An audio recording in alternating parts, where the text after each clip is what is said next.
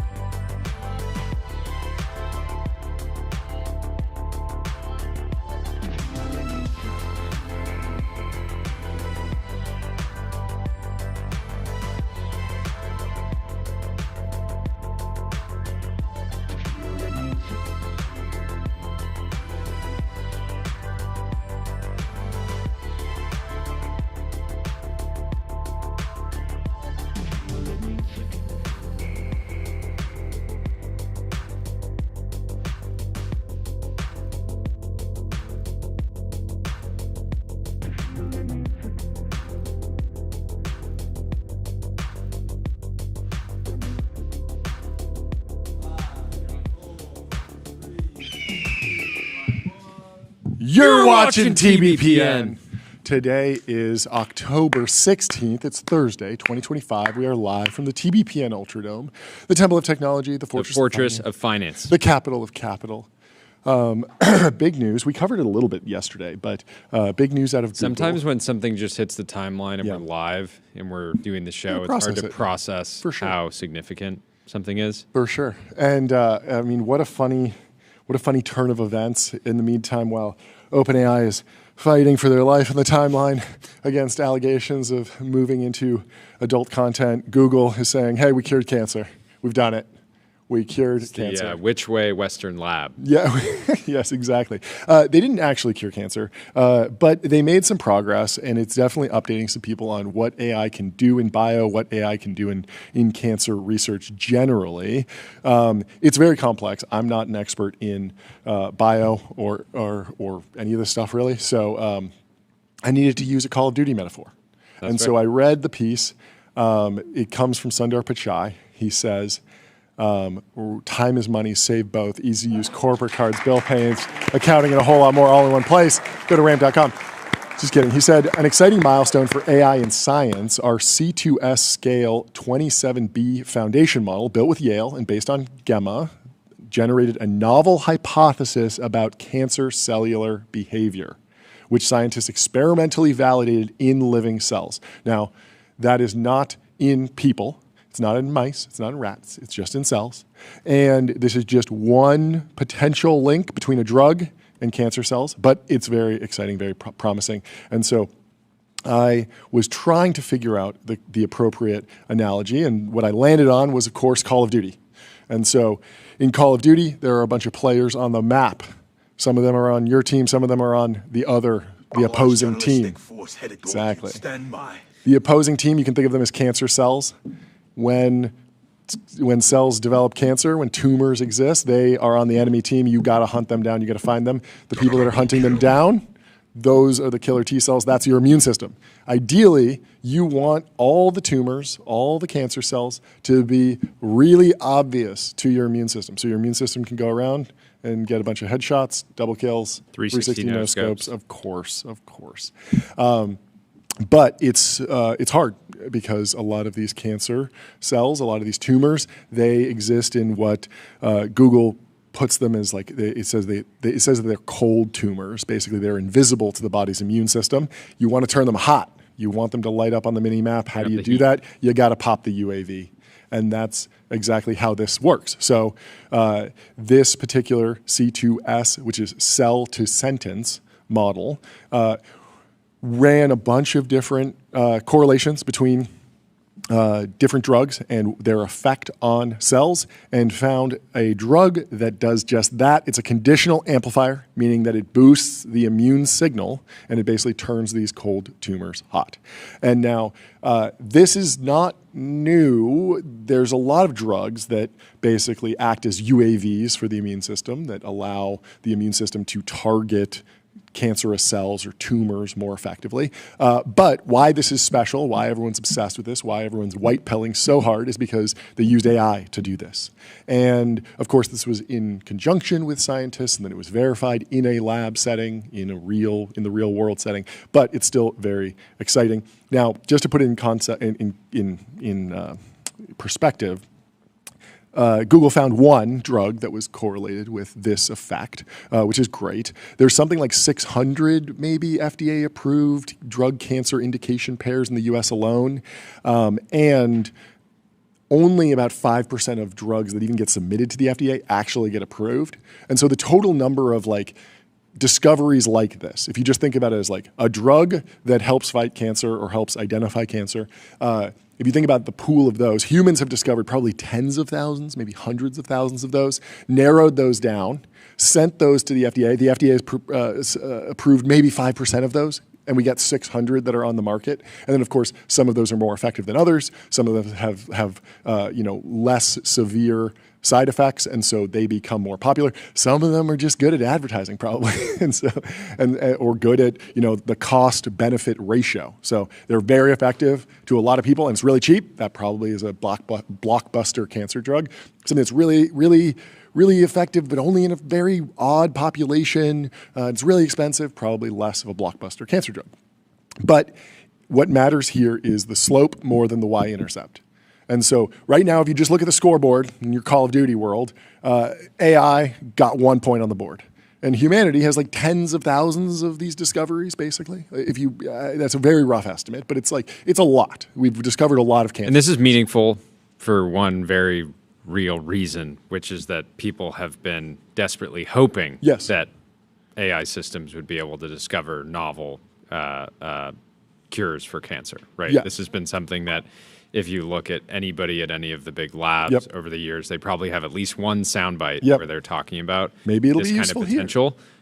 My question is, does OpenAI really have time to even compete on this front, right? It's very easy for Google with hundreds of billions of dollars of revenue to dedicate resources to projects like this, whereas this doesn't feel core to OpenAI's even roadmap, right? So this is but what ends up being funny is that the timing, right? Within basically a 24-hour period, you get the erotica announcement, fast followed by this, and well played by Google. Yeah, I don't think that Sundar had this in his back pocket and was waiting to drop it. I'm not implying that either, but I'm sure he knew exactly what he and the team knew what they were doing when they hit. Probably having fun. They're like, this is the perfect thing to launch right now. The timeline is so primed to love this. But there are, Tyler, what's your take on all this? I think OpenAI definitely has the resources to do this kind of thing. Like, if you look at the actual model, they use the 27 billion parameter model, which is that's tiny compared to what frontier models are now, right? Like GPT-4 was over 1 trillion. It was done pre-training in 2022. They could throw a couple people at this. They just started that new physics team that's just doing physics models. Yeah, OpenAI for Science, Kevin Wheel. Yeah, so I think this is like totally reasonable, and it's in their capabilities. Yes, 100%. I think it just like clearly it's a race. Even if this is just like positive PR, like hey, AI is good for the world. Like every foundation lab should be competing in that, because that's the thing that when you get on Capitol Hill and somebody's saying like, why are you using all the electricity? You say, well, look at all my press releases about AI and science and cancer, and it's good to point to. Like it's just good comms, and so you want to be putting the points on the board first. And this is why again OpenAI has gotten so much pushback on both Sora and the erotica announcement, because only a month ago Sam was saying, if I don't get enough compute, we'll have to choose between curing cancer and free education. And I don't want to have to make that call. Tyler, I think that this development updates me in two important ways. One is that it's a vindication of Rune's concept of like text is the universal interface. Like if you look at the actual model, it's an LLM, and basically, as I understand it, the data that went in is basically for every cell, they have just a bag of words that are just like every gene that's expressed ranked from most expressed to least expressed. And so it's basically just like a text representation of a cell, which is interesting because I think when a lot of people thought about like creating a model of the human body, you just go to like a 3D model or something. I don't know. I don't certainly go just to text. Yeah, I mean, I don't know if is it literally text or it's like tokens, right? And then it's like, okay, DNA is already in tokens. It's just a string of numbers. Yeah. So it's not that different. Yeah, but, I guess. Yeah, I mean, I don't think this, like, this is definitely a vindication. I don't think this, like, was that big of an update though, right? This is anyone who's like sufficiently AGI pilled is like, yeah, obviously scale things up. We're gonna get, big. Well, that's number two. So number one is that, you don't need some sort of like new data primitive. You can actually just use tokens. You can use text to understand a cell and then find a connection between biological systems based on just a pure textual representation of the cell and the interaction. So I think that's an interesting vindication for like text is a universal interface, not just in coding or text or knowledge retrieval or any of these other things. It's also applying to bio. You can take bio, transform it into text, and then do interesting things. What do you think? Yeah, I mean, so like if you look at AlphaFold was like not that crazy of a new architecture, right? It was something we've already been doing on gaming or stuff like this, and then you apply it to bio. So I think I'm not that surprised to see like architectures that we've already have been working well in other like areas, you apply them to bio and it works. Like, yeah, because it's not like those architectures are like fairly general. It's not like just for gaming or just for like text. Right. Yeah.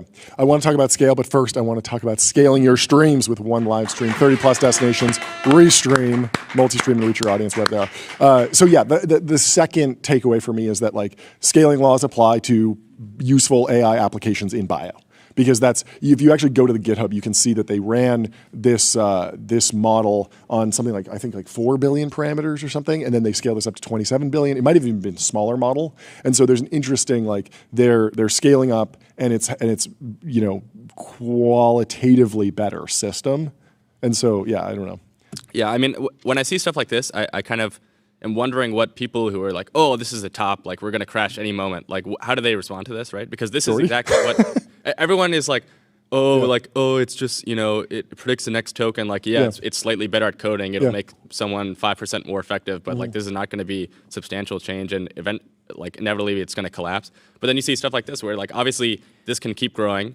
In 5-10 years, this will be I think it's incredible, but it's more tools for humans, right? Like this is human machine collaboration, obviously like the key insight, but still we're at a point where this isn't like an AI 2027 scenario where you see the machine running, has a novel insight, runs away with it, fully robotic, lights out lab. And then it just spits out a drug at the other end. So I think it's absolutely incredible, and an amazing proof point for the potential for the technology. But based on, this is exactly what you want to see based on all the promises we've been getting for the last decade. Yeah. So I think like Google deserves a huge pat on the back, but everyone, the industry should be breathing a sigh of relief, being like, okay, we're actually doing what we've been saying we were going to do. Yeah, I agree. I'm just saying like, if you listen to what super AGI people have been saying, like we're just right on track with everything they say, right? Like if you look at like compute budgets, like we're now seeing there was the 2 gigawatt data center being planned just yesterday. Yeah, He's coming on the show today. I think that was ahead of like what a lot of people were saying, even like Leopold or AGI 2027. Like that's ahead of what they were saying. Yeah. So like I don't see, I mean, like everything. It's not like we're just spending and then like we're not getting anything in return. Like this. Yeah. I think the bear case is for like a fast takeoff scenario, I suppose, is something like, is this the ChatGPT moment for AI in bio, or is this the 2005 DARPA Grand Challenge that took 20 years until Waymos were on the street? Like, there could be a rate limiting cycle time to actually testing these drugs in the wet lab, going through the FDA approval process. So even if the AI systems get better and better, how do you reinforcement learn on will the FDA approve this drug or not? Like you have to actually Gabe test in the chat it. Says got to give Martin Shkreli a ring. We should hit him up, see if he wants to jump on right now. Yeah, see? Tyler, figure it out. I'll DM him. Anyways, we can. Is he live? He's probably live, but I'm sure he's down to co-stream. Going on. There's a post here from G. Fodor who says, utterly, totally destroyed worldview, good riddance. He's quoting a post featuring a line from Jan LeCun, who says, it's neither optimistic nor pessimistic. It's just being real and stating what is the case. It's a system with gigantic memory and retrieval ability, not a system that can invent solutions to new problems. And then he shares Sundar's post. So,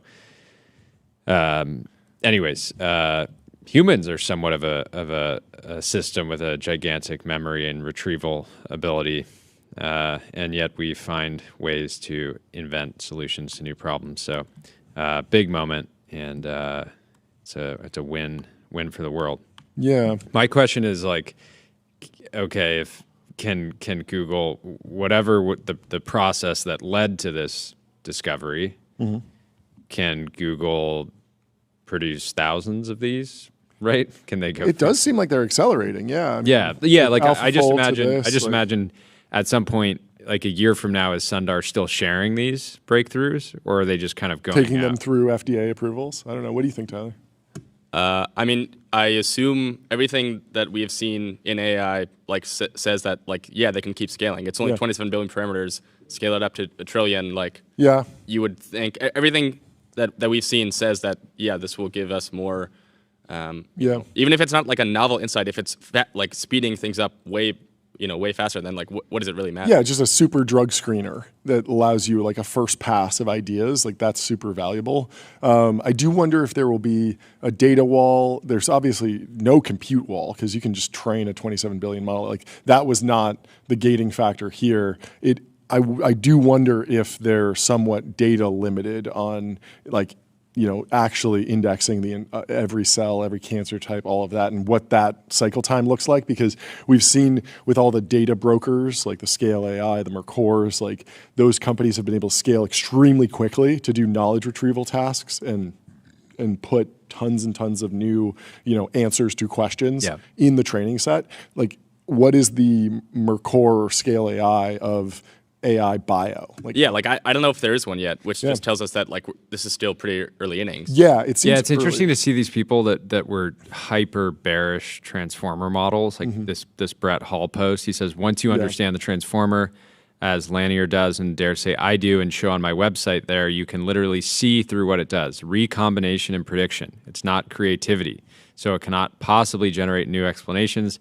And we see that with all LLMs. It's so funny because I personally in my life, when it comes to marketing and building brands and things like that, I think of creativity as recombination and prediction, which is if you put these two ideas together, that's great. It could be very cool. Yep. And I would give you the example of like this we just got these rugby shirts in that we made that I'm very excited about. Yeah. And it's like there's not a single new concept here. Yeah. Just kind of taking like a rugby shirt, which looks cool, making it kind of look like it's part of some Formula One team, and then putting our partners' logos on it. and Yeah, yet and it this- feels Yeah. fresh. This is the Gwern take, where it's like, even if you can't just like prompt, give me a new idea for a joke or something, you can just, brute force it by just giving it 2 random ideas Yep. and saying connect them, and then you can ask if it's interesting. Then you just compound that, and then eventually you're like brute forcing creativity. Yeah. You're just kind of like indexing everything, ranking them against each other. I mean, we know that like this works. This has worked in the TikTok algorithm, and yeah, just finding these correlations seems really valuable. The question is just like, yeah, how long will it be until the first FDA-approved AI-generated cancer drug hits the market? Like, are there, because the bear case to like the fast takeoff of the compute build out is that at some point you tap all the debt, you tap all of the capital markets, you hit some sort of like fundamental law of physics around how fast you can move sand around the world and turn it into silicon, or how fast you can spin up a new power plant or new nuclear power plant. Like some of these things just take time, and regulation, like there is the chance that this stuff gets regulated to the point where there's no fast takeoff. Like we should have seen a fast takeoff in nuclear energy production once we figured out how great nuclear energy was, and we just kind of regulated it out of existence. The NRC stopped approving stuff, and we just didn't see nuclear energy production. Like you can see it's exponential, and then it's sigmoidal, because it just turns into an S curve, because we just said, yeah, we're actually good. Yeah, I mean, that's kind of what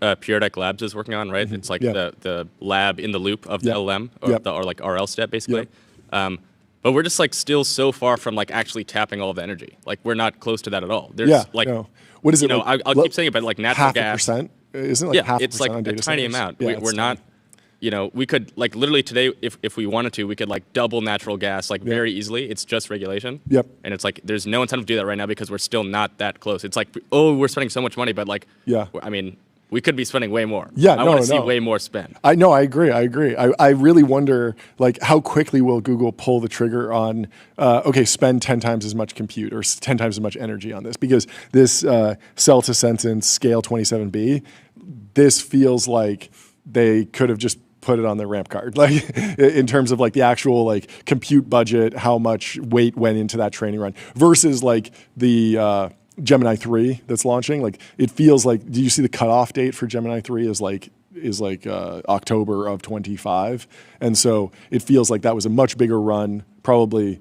maybe $1 billion of compute went into it, or $1 billion of spend went into it. Like it's a very expensive project, but they have a bunch of applications with it. They're selling it as an API. Like they can underwrite it very clearly on an ROI basis. This is much harder to underwrite right now, but it's going to get less and less fuzzy as they actually see, okay, the things that we're generating, the ideas that we're generating, they're actually making it through FDA approval. So exciting. Very cool stuff. And obviously just amazing for the Google brand. Like doesn't quite fit with the concept of organizing the world's information. I guess you're organizing the cellular information.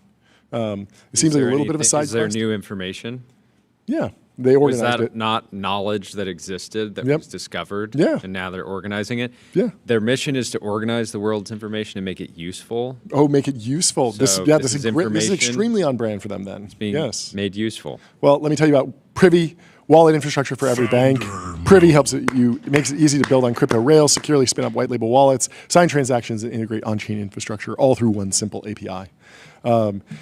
And so the timeline is, still in turmoil about this a little bit, but mostly everyone's just like, this is awesome. Greg? Comrade,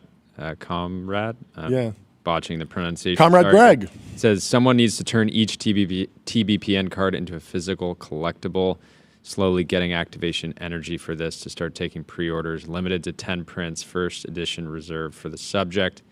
All profits donated to TBPN cause of choice. He says he's pulling the trigger on it. This is cool. I think we were going to do this.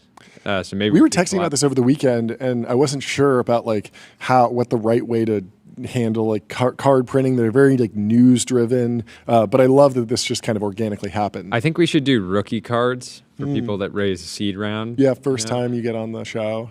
I don't know. I would say it's fun to print them all, honestly. Yeah. But I'm sure Greg will figure out like where the demand is. Like, do the big people want their cards, or is it more like the seed stage founder? Is it more like the wedding announcements? Do they want signed cards? Yeah. Do they want like a piece of merch, like on like some trade, actual trading cards? They'll put like a piece of the jersey fabric in them. Oh, really? I've never seen that. I feel like you'd want your own card if you did like a wedding announcement, but who would really want to collect a wedding announcement that's not for their own wedding? Like, that seems kind of like a niche thing. I'd be kind of like, what are you doing? Depends on the wedding. Anyway, let me tell you about Cognition. They're the makers of Devin, the AI software engineer. Crush your backlog with your personal AI engineering team. And he said he actually loaded the cards up into a system. He says UI polish is up next, going to mimic TBPN website style. Thank you for your service, Greg. You've been crushing this. This is very, very cool. I would love to see how you go about actually getting these printed. You can go really crazy and actually print like real trading cards. Like there are systems and companies that do that.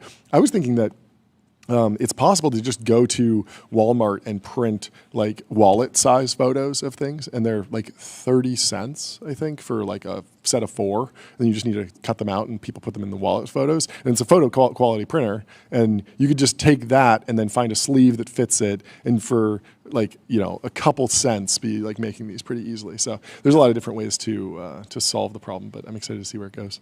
Will Monitis says, interesting cultural indicator that Volvo quietly rolled out armored versions of their family cars direct to consumer over the summer. Probably nothing. Direct to consumer?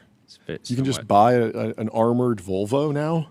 It's pretty remarkable. I almost bought an armored G-Wagon back in the day that my friend Blake had. It was the former president of Kazakhstan's actual presidential car that he'd driven around. That my buddy Blake had imported from Kazakhstan, and I really just wanted to own. As a Borat enthusiast, I just really wanted to own that car. I didn't pull the trigger because it's got so much metal in it that it's like 3 times as heavy. Yeah, the doors are massive, and so it's just like not actually. It must get like 2 miles to the gallon. Yeah, exactly. Right? Yeah, it must be so insane. You're just filling up like, oh, I'm driving from Malibu to LA. Got to stop for gas 3 times. Full tank. Yeah. Rough. Well, let me tell you about Figma. Think bigger, build faster. Figma helps design and development teams build great products together. President Trump says that India's Prime Minister Modi has agreed to stop buying Russian oil. Wow. Trade deal. Yeah, the geopolitical trade deals are all over the place right now. There was also news that Polymarket said we're officially in a trade war with China. I'm not exactly sure how that's defined. There was a market on that? I guess, yeah. Well, Trump came out and said yesterday, he said, we are in a trade war with China. Yeah, so that's the end of that. That solves it. But who knows? These trade wars can be very short. And, I guess India's playing ball, hanging out with Dario from Anthropic and hanging out with Trump, and no longer hanging out with Putin and buying oil. The how did our family get so rich meme is going viral around the Founders Fund names. Dad read the Silmarillion and bought a lot of domain names. Sebastian Caleri says, move quickly. There aren't that many good Lord of the Rings names left to use. Arthur McWater says he's camping the following: Mordor, Lothlorien, Mirkwood, Numenor. I don't think Valinor. Valinor's been used. Valinor is an incubator, I believe. Amon. I didn't know Amon. Amon. Is that? No, there's no way. Did Peter Thiel back Amon Geary? Joe Lonsdale quoted the announcement yesterday that we shared around Erebor, of course, getting approved. He said, finance done right enables massive job creation and wealth for a civilization and complements builders like universities or media. Building anew with today's innovation frontier can upgrade how these areas work for all. I'm just the founding board member and early investor in Erebor with 8VC, proud to support Palmer and his co-founders. Yeah. I always liked Shadowfax. If you were going to start a Founders Fund-backed HelloFax competitor or DocuSign competitor using Shadowfax. Wait, have you not seen Lord of the Rings? I have seen Lord of the Rings. Do you know who Shadowfax is? No. No, he's Gandalf's horse. Oh, okay. Yeah, it's coming back. And I think Shadowfax is a good name for like a DocuSign competitor. Yeah. Yeah, a horse, a stallion. A real stallion of a company. But also something that could be related to the fax machine, which would be funny. Anyway, congrats to the team over at Erebor. Palmer went on Rogan as well. So there's a 3-hour Palmer Lucky Joe Rogan episode waiting in your podcast player of choice if you want to go listen to that. P God says, welcome back, Command Economies. And the classic template, get ready to learn communism, buddy, which is that apparently the Trump admin is planning to set floor prices across a range of industries to combat market manipulation by China, according to Scott Bessent.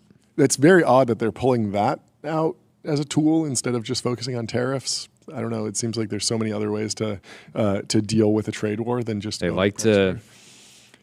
They're like a DJ, you know. Like sometimes the DJ's up there and like really turning all the different knobs. Sometimes you just let the music play, you know. That is a very funny metaphor for David Solomon. Like the knobs are there, right? You can. Yeah. Some people just choose to use them more than that. They should get David Solomon in there. He's already a DJ. He's already turning the knobs. Why not have him turn the knobs of the global economy? Yeah, I do. Of course, we never discuss politics on the show, but never. I do worry about the opposite end of the political spectrum being heavily inspired by these actions, and then it just becomes the norm that you just have, you know, obscene levels of government intervention. Yes.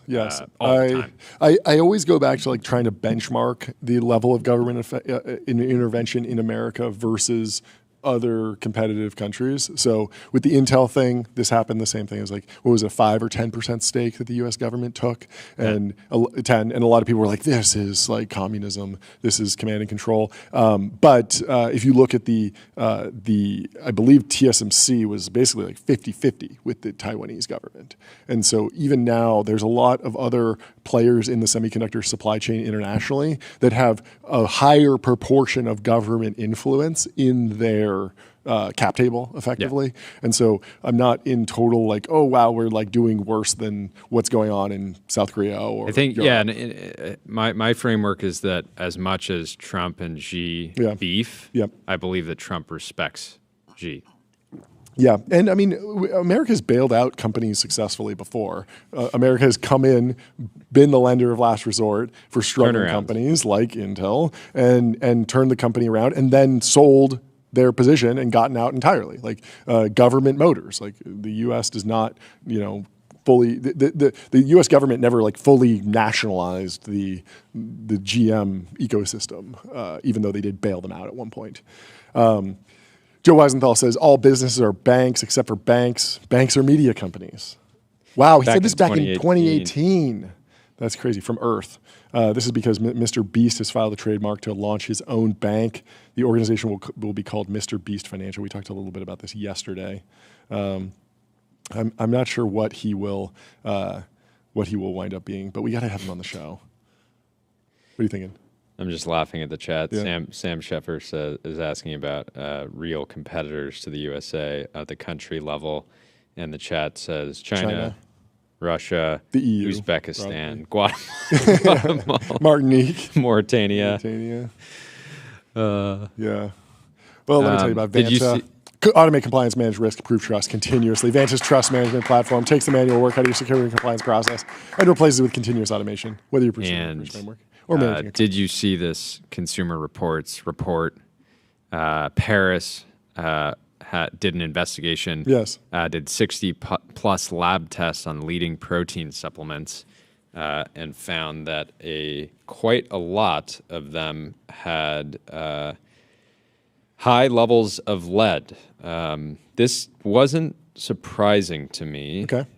And the reason for that is that a lot of different food has high levels of lead, even food that would appear to be like, quote, natural, right? So like dark chocolate is a good example of this. A lot of dark chocolate brands have high levels of lead. It's something that that you should be looking out for. Like not every brand is created equally. Yeah. And I think that people were particularly scared about Huel, which the Huel Black had kind of an ominous name. Yeah, kind of an ominous name. And of course, the timeline was having a lot of fun with it yesterday. People being like, "Yeah, I could tell you've been using a lot of Huel Black over the last year." You're just deranged from all the lead poisoning. Yeah. Yeah. We'll stick to the optimum nutrition, the transparent labs. Good to see transparent labs being exactly what their namesake implies. Transparent. It seems like they've done very well with the lead exposure. Is lead more of a cause for concern than microplastics? I feel like what was it last year? Nat Friedman with the plastic list like really shifted the conversation to levels of microplastics, and I think people kind of like stopped paying attention to lead, but. It's all important. You want to be aware of it. Yeah. But like the way that you need to think about it is there's basically healthy levels, there's certified levels, and then there's like legal levels, right? And like healthy levels, like ideally it's 0, right? Yeah. Like lead. I'm sure some schizo will be like, actually, I like a little bit. A little bit of lead is actually good for you because it makes you more aggressive, right? Yeah. Doesn't it make you a little crazy? Yeah, if you want to have a strong Q4. Exactly. You know, up the lead and then detox in Q1. Yeah. New year, new you. Yeah. But yeah, I just think about it as like healthy, like certified, as in like you can go out and get various certifications like that generally show that your product is like healthy or clean. Yep. And then there's like the legal levels, which like none of these brands were above the legal limit. Oh, really? None of them. Even the Huel was just not recommended. So if you're a food company in America, you can legally have quite a significant amount of lead. But anyways, I think you could do these for like almost every category of food and get some pretty shocking results. Yeah, I mean, I think with plastics and lead, like the thing is, we've kind of ran the A/B test with lead, where it's like in the kind of early 70s, I think that was kind of the peak of like leaded gas. Leaded gas. And then what you saw is like 15, 20 years later, you basically saw the peak of like crime. Yeah. Because it's like you grow up as a kid, you're inhaling all this lead, and then you like it makes you way crazier. Yeah. But with plastic, we haven't really run the A/B test because like there's kind of just always been like a buildup of plastic. And there's like no one who like doesn't have a lot of plastic. So who knows what happens when we take plastic out of the system? Potentially schizo alpha is that lead paint could actually be positive because it reduces the like levels of EMF in a room. If you have like a bunch of lead paint on the walls, it's actually blocking some of that. Yeah, all the plastic in your system is just bouncing the lead particles off too. So you're just immune to lead poisoning because you have so much plastic in there. You wrapped your entire body in plastic. This went incredibly viral, 17,000 likes. I'm surprised. Yeah, because I think most people that look through this list are thinking, okay, I've had at least one of these in the last 3 months. I have these every single day, basically.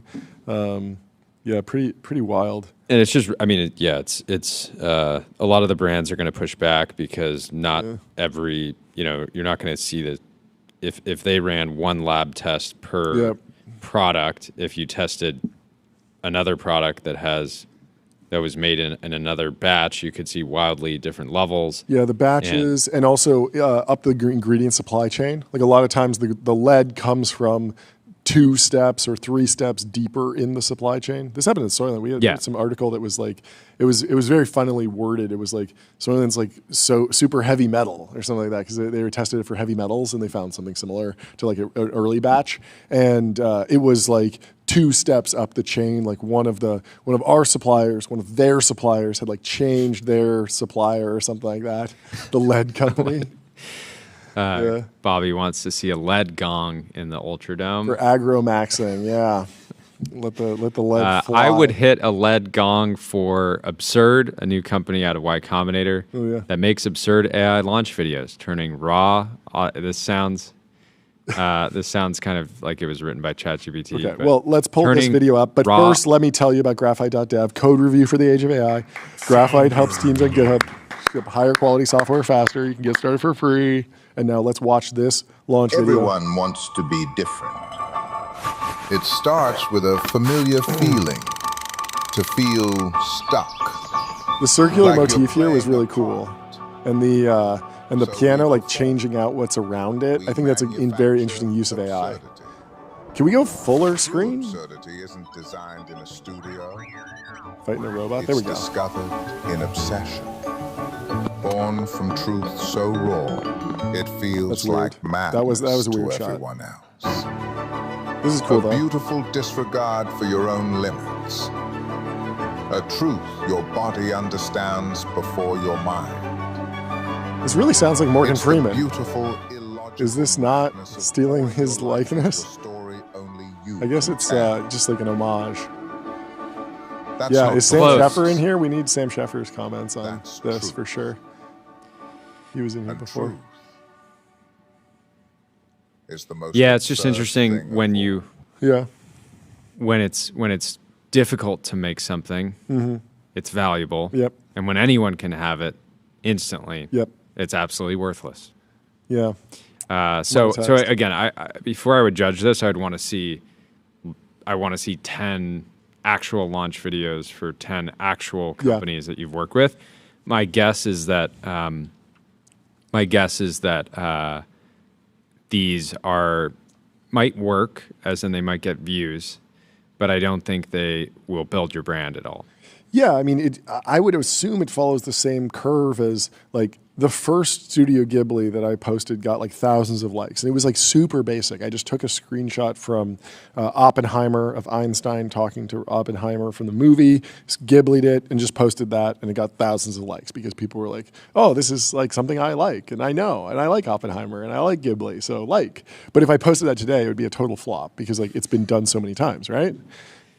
Why are you laughing? I just think it's funny because we should actually test it. You should post like just a Ghibli image and be like, It's like Ghibli of that horse, and be like, oh wow, you know, or whatever meme's going viral that day. You could Ghibli it, and I mean, there were so many Ghiblis that went viral where it was just like every iconic image for the past few years. It was like a picture of JD Vance Ghibli'd, okay, viral. A picture of Donald Trump, viral. Like picture of Michael Jordan dunking, viral. But now it's like we have all seen it and it's been commoditized, so it ran its course.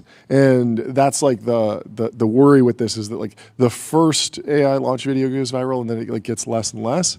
But it does seem like they're building more of a SaaS-like product on top of AI image gen. And so, you know, the agents kind of plan, generate, edit every scene. So you're kind of like, you can still come with an idea. Like the thing that stuck out to me in that video, there were two things. One was the circle motif. Hitting the circle again and again and again was cool. And at the end, the very blurry images of the boxers, like that was an interesting artistic style. Yeah. And so right now, if I wanted to generate a video, if I come up with an idea of like, okay, let's do a horse-themed launch video, it would be sort of a hassle for me to take an image of a horse and come up with the concept of like the horse running and then each frame of the horse running where it's in a different different segment of its walk cycle or its run cycle or its stride. Each frame is transformed into a different art style or different world. It would be really hard to puppeteer that. I'd be copy and pasting the prompt again and again and again, and having an agent or having a system that kind of helps me pipeline that stuff. Where it's like, okay, I want to make. You've seen those videos on Instagram that are like, it's a car and it just flips through like the headlights one after another and shows you like 50 cars, but the image is always focused on the headlights. So That's really cool. Jack Cohen over at General Catalyst just shared a video they did for a startup called Zavo. So let's play that. Pull it up. I'm very interested in that. It's in the chat. It's in the X chat. We can try and put it in the timeline. I think you're going to absolutely while John. we pull that up, let me tell you about Julius, the AI data analyst for everyone. Chat with your data and get expert level insights in seconds. Do we have this video? Let's play it. Oh, This isn't a restaurant. It's a battlefield. Every ticket is a ticking clock. And your best soldiers are falling. Okay, meet Greg, your numbers wizard. He'll tell you the sea bass special is secretly costing you a fortune. But the truffle fries special, is it can that buy you a motion new graphic dishwasher. AI as Tortilla, well? That's your pretty ops impressive guru. if so. He knew you'd run out of Pinot Noir by 8 p.m. on Friday and already reordered it yesterday. He knows when your night will go from 0 to 60. So is this vertical SaaS for restaurants? And then there's Maria. That's pretty good if so. She turns visitors into regulars by suggesting the perfect top-shelf tequila for their favorite spicy margarita. She'll find hidden patterns in your audience and understand exactly what they want. That looks like post. That looks like After in the Effects. chat. Wow, I hate this. See, this Mark, looks like yeah, not this is AI bad. generated. This looks like they layered in their actual product, but maybe that's part of the workflow in the pipeline. They need some drop shadow on that logo. It's a little white on white, little low contrast. The boys now, but I don't know. I think That is right now. That's attention getting. Like right now, if that pops into, if you're a restaurateur, I hope I'm getting this right. It's an ERP for restaurants. Yeah. So you use that to run your restaurant. That's what I got from that. Is that correct? Is it The first agentic point of sale for restaurants and retail payments, Okay. point of sale and AI agents in one platform Yeah. to build the future of autonomous commerce. Over 400 businesses already use Zava to accept payments and manage operations. I mean, So, it did deliver that wasn't- message to me, and it grabbed my attention a little bit. So I don't know. Worth Yeah, the opening couple scene $100 was bucks. particularly bad, but at the same time, it was probably a good hook. Exactly. But I yeah, think so I I think the think part hookiness of- of that will dissipate. I think you're correct on that. Yeah. Like it will be like eventually you'll just scroll and be like, oh yeah, I've already seen like the AI slop. Yeah. I don't want to see that. But like right now, if you're the first, like Toast isn't running an ad like that. And so if you're the first company to be running that ad that grabs people in that way, like you will break through. There's like a window of alpha, I think. But I don't Yeah, the think question is if they had figured out a way to do this with the founder as like the key person and like some blend of AI plus the actual that's founder coming. would be. That's for sure coming. I mean, VO3 launched yesterday, 3.1, and has like pretty phenomenal character consistency. I was looking at some demos. If you want to generate a bunch of video, go to Fall, generative media platform for developers, the world's best generative image, video, and audio models all in one place. Develop and fine-tune models with serverless GPUs and on-demand clusters. I agree with like basically all of you. Part of it as an advertising enjoyer, I like to like without having knowledge try to analyze when I see a video, when I see a campaign. Yeah. I'm trying to clock, based on the stage of the company, how much did they spend on this? Sure. For example, like if Airbnb comes out with a launch video, I expect it to be incredible because it's Airbnb and they probably spent like $500,000 like producing this The ad. Apple ads when they get like, oh, Spike Jones is directing it, and you're like, Yeah.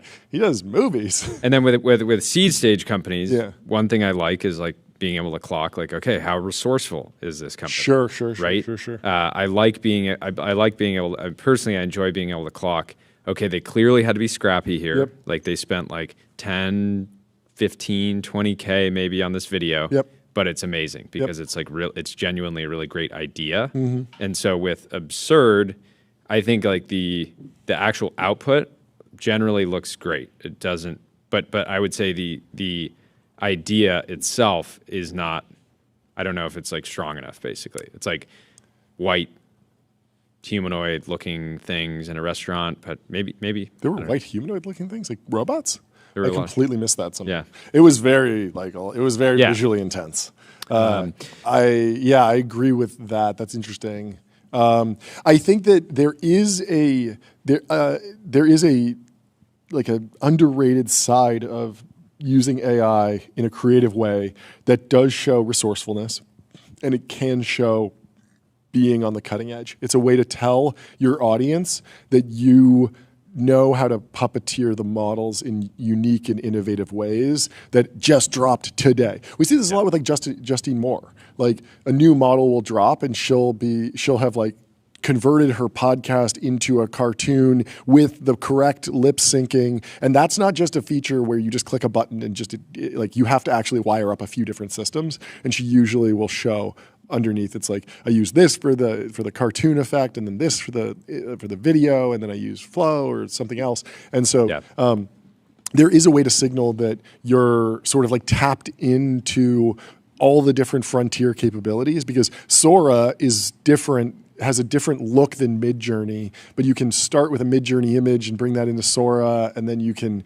use a different video or audio model or mix the audio especially. Like I think that they added motion graphics on top, that the AI model didn't just one-shot those graphs. Yeah. I think that was After Effects. Yeah, so the question is like with Absurd, are they charging, let's say they're charging $10,000 for a launch video. Yep. Are they spending energy, resources, time? Oh, I think it's actually doing definitely not just like one one shot shot, at this right? point. Right. But that's fine. So They're today it's scaling up. basically like a managed, productized service business. And I've heard of another company, an AI ad company, I was about who's to say. effectively, I'm not going to name them, Yeah. but they're just doing like creative services work, and they're Yeah. selling it. They're selling it like it's AI outputs. Yep. But it ultimately is just them running an agency, and And are they prompting a lot, or are they actually filming stuff too? Or I mean, I they're guess doing something everything. you could do both. They're doing everything. Right? It's basically Editing and stuff. it's an agency masquerading as as an AI company. Yeah, there's And- still something there where, like, is it? I guess like zooming out, like, is it a better time to start a law firm from scratch where you can be AI native and you can just say from day one we expect everyone at this firm to use AI as aggressively as possible, or a creative agency? And say, hey, we're not 1,000-person organization that has workflows for, how we do things in different, digital products. And so we're not bought in, or we're not like stuck in our ways. And so everyone we hire, we expect you to use every possible tool for the job. Yeah. Like, is it a better time than ever to start a creative agency because you can be AI native on day one, as opposed to being like a legacy creative agency that then needs to go pull those tools? I don't know. The challenge on the creative agency side is if you go and compete just on price, it's a really rough business, because you get clients that are looking for cheap work, and those clients tend to be really rough. Like, great companies understand the value of creative, will invest in it. They're not just looking for the cheapest output. They're looking for something great. And on the legal side, where there's certain amount of work, let's say like non-transactional work that is purely corporate, where if a new law firm emerged and they said, we want to have your legal bill drop by 70% every month, and we're going to do that by properly leveraging these tools, and if that's their initial edge, I could see that working well, because for a lot of just like day-to-day legal work that a company needs to do with external counsel, you don't really care. All you care about is that it's done well. It's not necessarily how it was done. Let's stay on the legal example, but first let me tell you about Turbo Puffer. Search every byte, serverless vector and full text search, built from first principles and object storage, fast, 10x cheaper, and extremely scalable. So is there a good analogy between I'm graduating from law school, instead of going into the big law firm world, I'm going to start a law firm that uses something like Harvey on day one and really leans into the frontier of let's do as much as possible and set this company up from day one to be AI native, such that maybe our business model is different. Maybe we're not so focused on billable hours, or we have some sort of different model that is enabled by AI. We're still a bunch of lawyers, but we're using AI very effectively. Is that at all, can we draw any analogies between that and the D2C e-commerce era, where basically you had brands who said, our secret, how we're going up against Nestle, how we're going up against Coca-Cola, Cutting out the middleman. is we have Shopify. And like SaaS. We have SaaS and they don't. It turns out Mark Zuckerberg says, actually, I'm planning to be the middleman here. That's a great take. Yeah. I don't want to. It's true. It's 100%. The money true. that you were going to spend on rent, well, I'm actually going to need you to spend twice as much with me. So do you think that's how it plays out in the next generation of creative agencies? I start a creative agency and I say, I'm cutting out the middleman of the photographer, the videographer. I'm using AI tools from day one, and I get a bunch of clients and I'm making a decent amount of money. But over time, the platforms that actually act as the AI generators say, we're the middleman, actually, and we're going to take the lion's share of the profit. What do you think? It's a good question. It's tough, right? I don't know. I think you always, in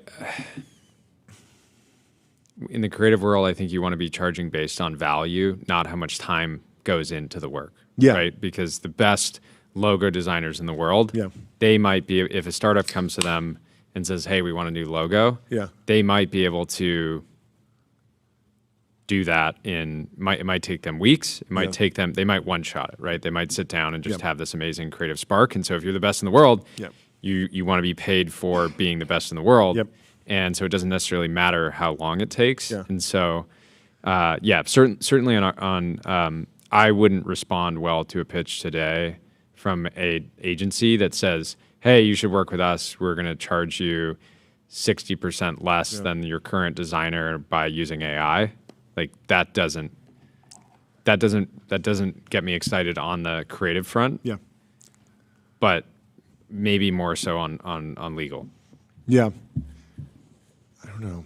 It seems like it's like there's increasing value for true creativity. Like when I think about the AI tools that are rolling out, I'm like, I completely trust those in the hands of Gabe Whaley at Mischief.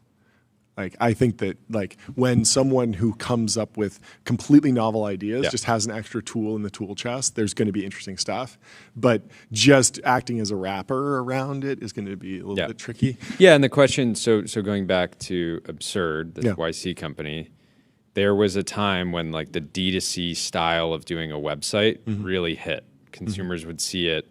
And, you know, these brands were like simple. They had a distinct style, right? Product on this sort of like colored background. Yeah. And consumers responded really well to it for a decent amount of time, right? Kind of the same period that we've been in like the cinematic launch video era. Yeah. And then eventually people just stopped responding that well to it because it no longer sends the signal like this is a thoughtful person that's trying to stand out. It just becomes, you know, everything becomes that way. And then it became easier to get a response by going totally the other way and coming across like you were more almost vintage. Totally. Yeah. So, yeah. Anyway, it's a very narrow arbitrage. But the timeline is in turmoil on Threads because PayPal and Wise are taking shots at each other. Did you see this? PayPal said normalize sending money instead of memes and got 9,000 likes on Threads. A real ripper over there. I didn't realize how that Connor Hayes is cooking. He's cooking. Brands are really going wild over there. And Wise says normalize sending money with transparent fees. Oh, dog session. It's very funny. This is so like 2015 Twitter coded. Like I feel like brands have not been. I put this in. It reminded me of when like it was Coke and Pepsi saying like "wag me." Yeah, like the metaverse. But hey, friend, they're having fun for sure. Wow, this is great. But first, let me tell you about Google AI Studio, the fastest way from prompt to production with Gemini. Chat with models, vibe code, monitor usage. You can try Nano Banana. You can talk to Gemini live. And continue. Speaking of ads, let's go. Mika Amar made potentially the product of the year. We will be doing awards later this year. She made a Chrome extension that hides all website content except ads. This is amazing. I love this so much. I need a link here. I want to start running it. Yeah. It's remarkable. The inverse ad blocker. And some of these websites, wow, some of these websites are so chock full of ads. I wonder what website these are. Display ads. Also, it looks like from it's another era in German, maybe or something. I don't know. Wild. Did you hear that yesterday? Paxos mistakenly minted 300 trillion of their stable coins. I did not follow that at all. Exactly what happened? So stablecoin issuers like Paxos and Circle and Tether, they mint new stablecoins. Okay. They had an internal error apparently and it sounds like it was a fat finger. They accidentally minted 300 trillion in their PYUSD, their stablecoin. Did this like crash their market or something? I wonder what happened here. No, I think they were Paxos immediately identified the error and burned the excess. Okay. It's resolved. Yeah, they said that there's no security breach. Customer funds are safe. They've addressed the root cause. But how fat of a finger do you have to add? Like, I imagine like 4 extra zeros. Maybe the dev like fell asleep. It does feel like a cat on the keyboard. Yeah, it doesn't exactly. And Joey says slight rounding error. Don't ask about the dollar backing. Yeah, so people are. Like people are basically pushing back and be like, okay, like you were able to just create $300 trillion on chain. Yep. What was it backed by? Or is it actually? Is there some sort of disconnect? Maybe they bought 300 trillion. But of glad USD. they figured it out. Maybe they bought 300 trillion of treasuries. You know. Well, before we move on, let me tell you about Profound. Get your brand mentioned in ChatGPT. Reach millions of consumers who are using AI to discover new products and brands. Born in Texas, in a Texas town of less than 1,000, writes the most iconic rock album of the past 50 years, quits music before it's released, becomes electrical engineer for AMD, makes it to Sony's vice president of technical standards, helps create Blu-ray, doesn't elaborate. What a wild What a wild life story. A true, like, you can just do things. It's never too late to, like, just completely switch gears. This is James Williamson of the Stooges. I never knew this story. Me either. I'm not even really familiar with who the Stooges are. Look at this guy, American guitarist. What's the biggest song from the Stooges? We need to convince the younger generation that this is actually the path that you want to go on in life. Like, go on a short but generational run as a musician, and then go work in tech. Let's get 100 gacs in OpenAI or something. That's the move. Breaking We got some news. massive news. Get that gong ready. Julius AI is now GDPR compliant. Perfect timing with Europeans getting back from summer holidays. Oh, that's huge. They can now get access to the AI data analyst that is Julius. There's more Julius news in here somewhere. I got to go deeper, but Dean Ball says, could I make a tax deductible donation to the OpenAI nonprofit? we've been joking Just about curious. this. I think you can. Alexander Berger says, true story, OpenAI once came up on the checkout screen of my Safeway as the local nonprofit to donate to. I think that's got to be a joke, right? Yeah, that's got to be a joke. But maybe it's just like a random, they pick a random nonprofit or something. I don't know. But yes, you should definitely donate to OpenAI nonprofit because they'll probably spin out another for-profit. That's my hottest take, is that we're getting a being a donor in the nonprofit certainly does not guarantee you equity in spinouts. No, but I've seen that with PT and Elon and others. But it's probably a strong badge of honor. You're on the Wikipedia page if you're a co-founder of the nonprofit, which is good. What about if you're just a donor? Yeah, you gotta really you gotta post a screenshot of an email, a screenshot of a receipt. I donated before they invented AGI or something. This is cool. The Mint is making some new coins showcasing innovation from each state. There are 4 ones next year, according to Shield, including Steve Jobs for California. They're doing Dr. Norman Borlaug, the Cray 1 supercomputer for Wisconsin. Do you know who these guys are? Steve Jobs for California, and Minnesota with mobile refrigeration. That's a huge breakthrough. Let's give it up for mobile refrigeration. I know the Cray supercomputer, and then obviously Steve Jobs. What a great coin. How much do you? I wonder, Tyler. Can you find out how many of the Steve Jobs coins they're going to make? Because I feel like these things could instantly trade at moon like 100 times. Yeah. I'll look that up. And then also Norman Borlaug was an agronomist, agriculture guy, and he kind of did a lot of stuff that influenced the Green Revolution. He aura farmed farming. Yeah. He was a literal aura farmer. I love it. Rune was clapping back at George Hotz. We read George Hotz's Pathetic Losers blog yesterday, which was very blackpilling.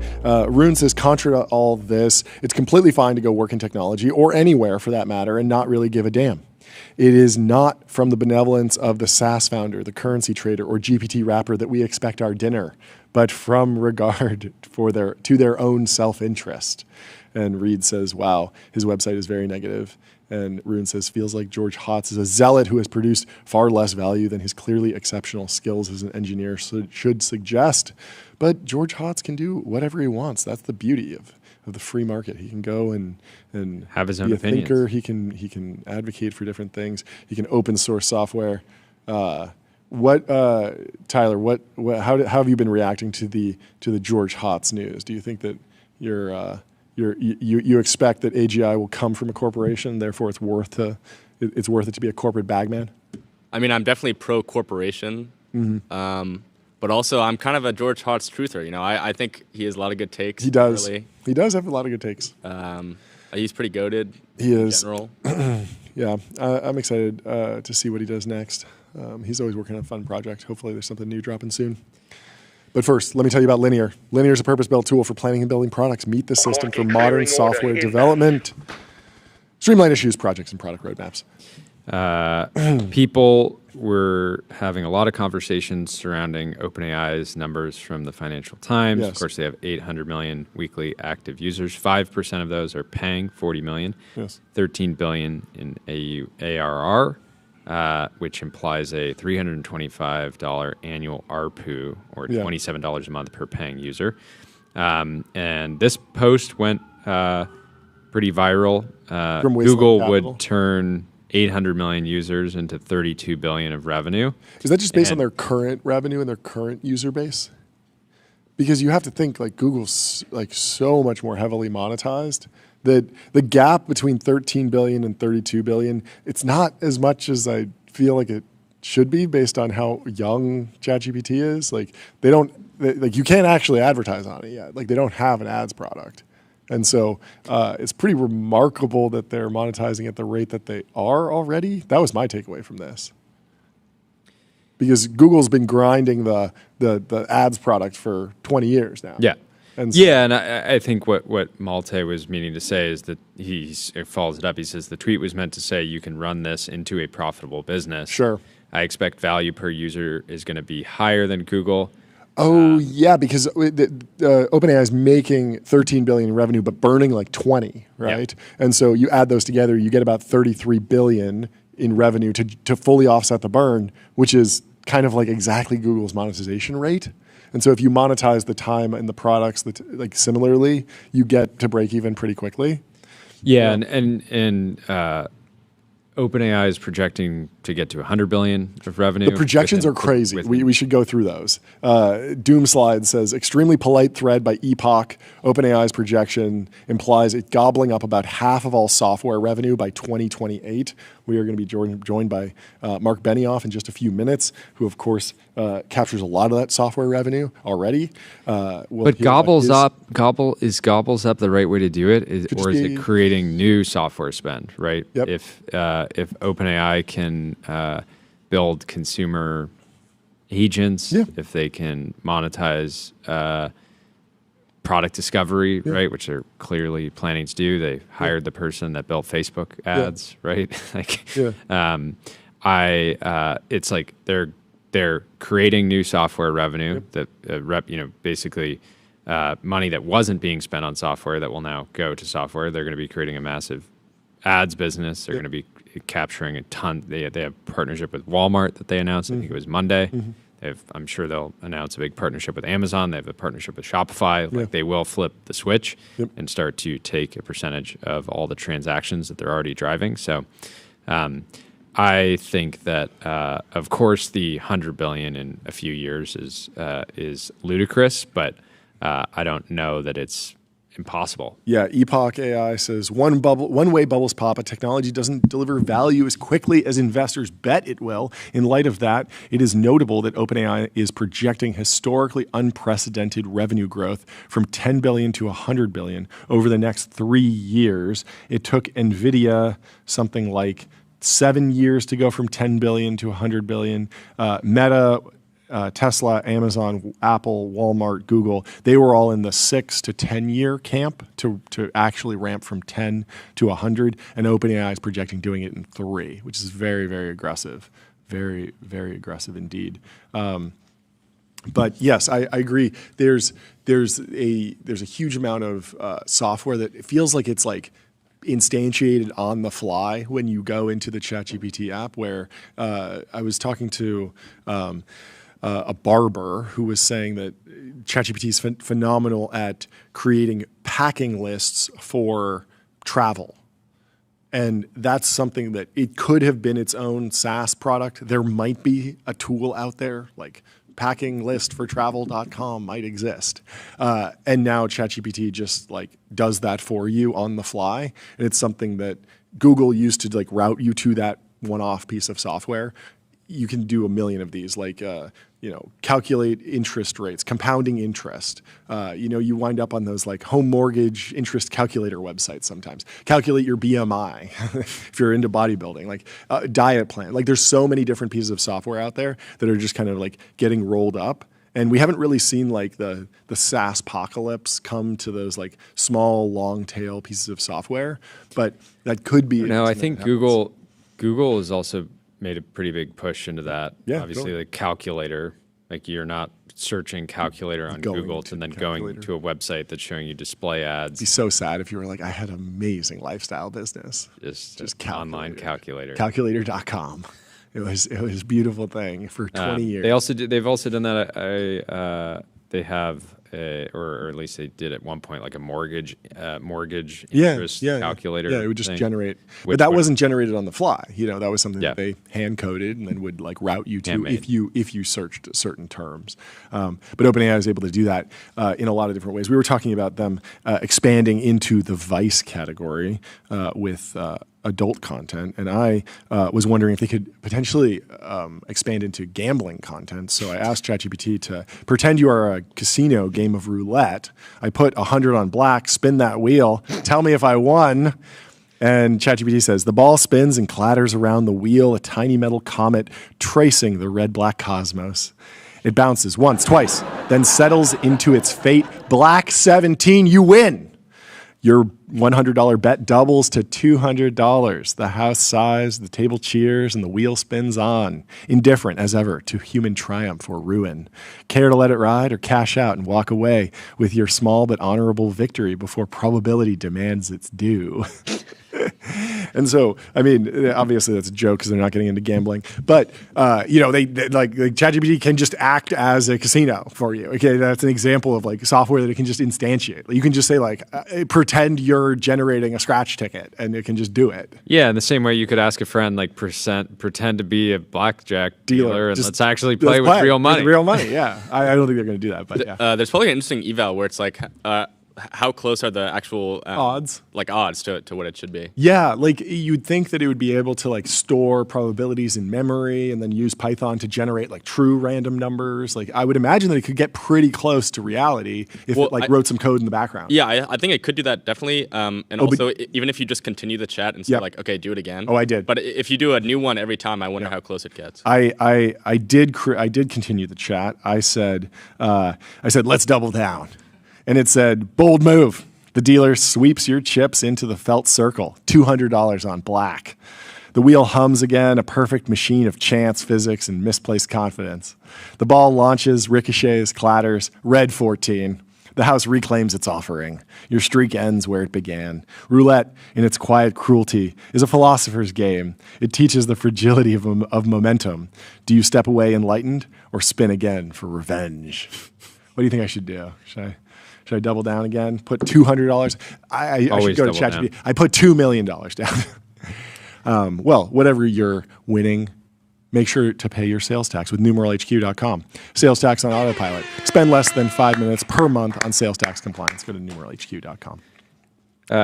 Did you see that Kevin from The Office was wearing a Cubitus yesterday? I didn't clock that on the stream live. We should have talked about that. What but a dog! He has a the denim strap Cubitus. Oh, it's a denim strap. Very cool.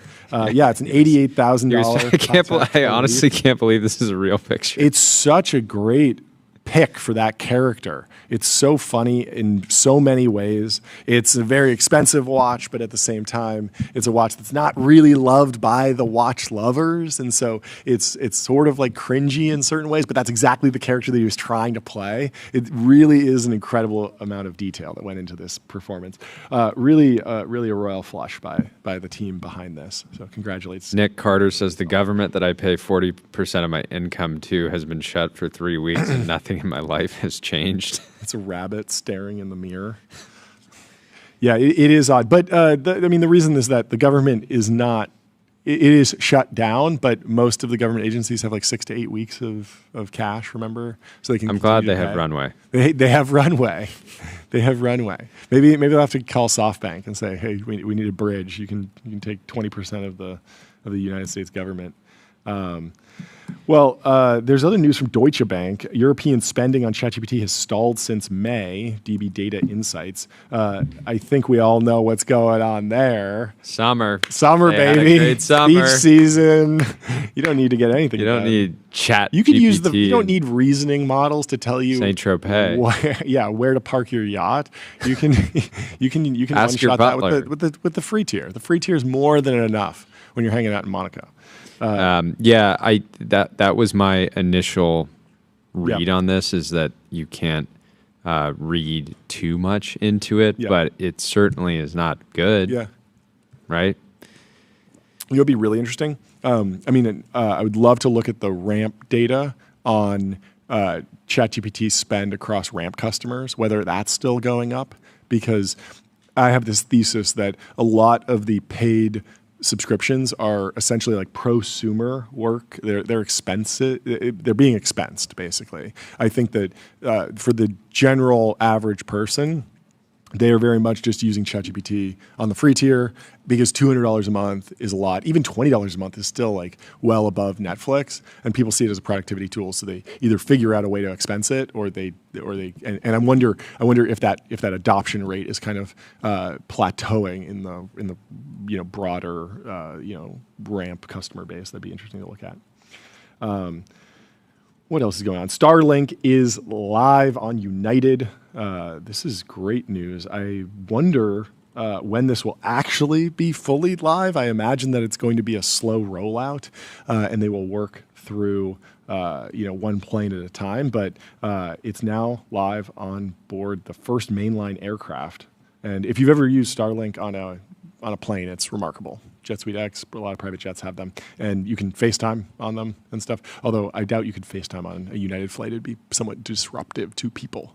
But whatever they do, hopefully they use Fin.ai, the #1 AI agent for customer service, #1 in performance benchmarks, #1 in competitive bake-offs, #1 ranking on G2. What's that company that's competing with Starlink? ASTS. It is. It has a retail army behind it. And down 5% today. Yeah, the stock's been all over the place. They don't have revenue yet, and so it's hard to exactly value. But they have a lot of contracts with cellular providers, and the cellular providers don't want to be completely locked. They would prefer a duopoly, and so I think they're willing to do contracts ahead of schedule, invest, do whatever it takes to get a second constellation up there. We did see Amazon yesterday talking about Project Kuiper, which is another LEO satellite constellation that could potentially be a rival to Starlink. But I mean, man, the vertical integration at SpaceX is hard to compete with when you think about them just putting up so many of them. And Amazon has their play too, right? Amazon or Google? Google had Amazon balloons is for building a while. a satellite. Yeah, Kuiper. That's what we talked about yesterday. Our next guest is joining us in just a few minutes. The timeline remains in turmoil over Nikita Beer. Nikita said, at this point, I think creator payouts does more harm than good, and we need to off-ramp to a different system. And Elon said, no, the issue is that we're underpaying and not allocating payment accurately enough. YouTube does a much better job. And so Polymarket put up a market for Nikita Beer out as head of product at X this year. And Nikita said, this is how I win. So he is in the trenches. Now he can hedge. Now he can hedge. Oh, yeah, I guess he could. He has the most inside information here. I mean, I think going back to our conversation, I think it was earlier this week on posts are so easy. Yep. Everybody that posts on X knows that oftentimes their best post took the least amount of effort, whereas on the YouTube creator side, for creators that are actually building a business, the average YouTube creator probably is inversely correlated in that some of my best videos have taken the most amount of effort. Like my top 5 videos took the most amount of effort. Some creative spark, and then a ton of investment in everything from production to the editing process. So again, I think YouTube creators certainly deserve to be paid well. I've never felt as a relatively small creator on X that I should be paid. Right? There's also the factor of allocating payment accurately. That is very difficult. It's so hard. Yeah. What is the value of it? Is a Jeremy Gaffon post that gets 30,000 views?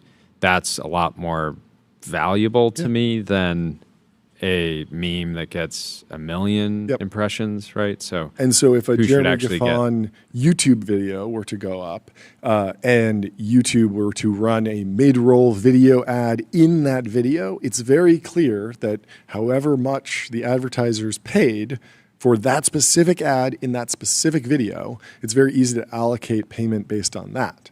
But if you're scrolling a timeline and you see an ad here, and then you see a post, and then you see an ad here, it's very hard to say this ad was targeted at the reader of this particular post. And so you run into these challenges, and that's why TikTok's embraced the creator fund, which is just just distributed based on impressions, but impressions don't quite weight the quality of the audience, which is obviously incredibly important because advertisers want to get their message in front of customers at particular moments when they're primed to hear the message. Yep. So be interesting to see where it goes. Buco Capital Bloke says the AI CapEx trade can't keep going up 2% every day on partnerships, projections, and information articles using 2030 estimates. And of course, the AI CapEx trade actually can.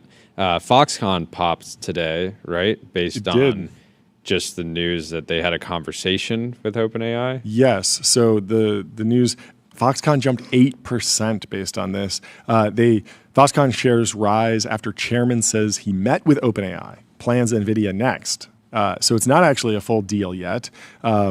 Frenzied investing in AI has fueled talk of a bubble, but the chairman of Taiwan listed Foxconn, the world's largest contract electronics maker, says there's much further to go. The application of AI is just the beginning.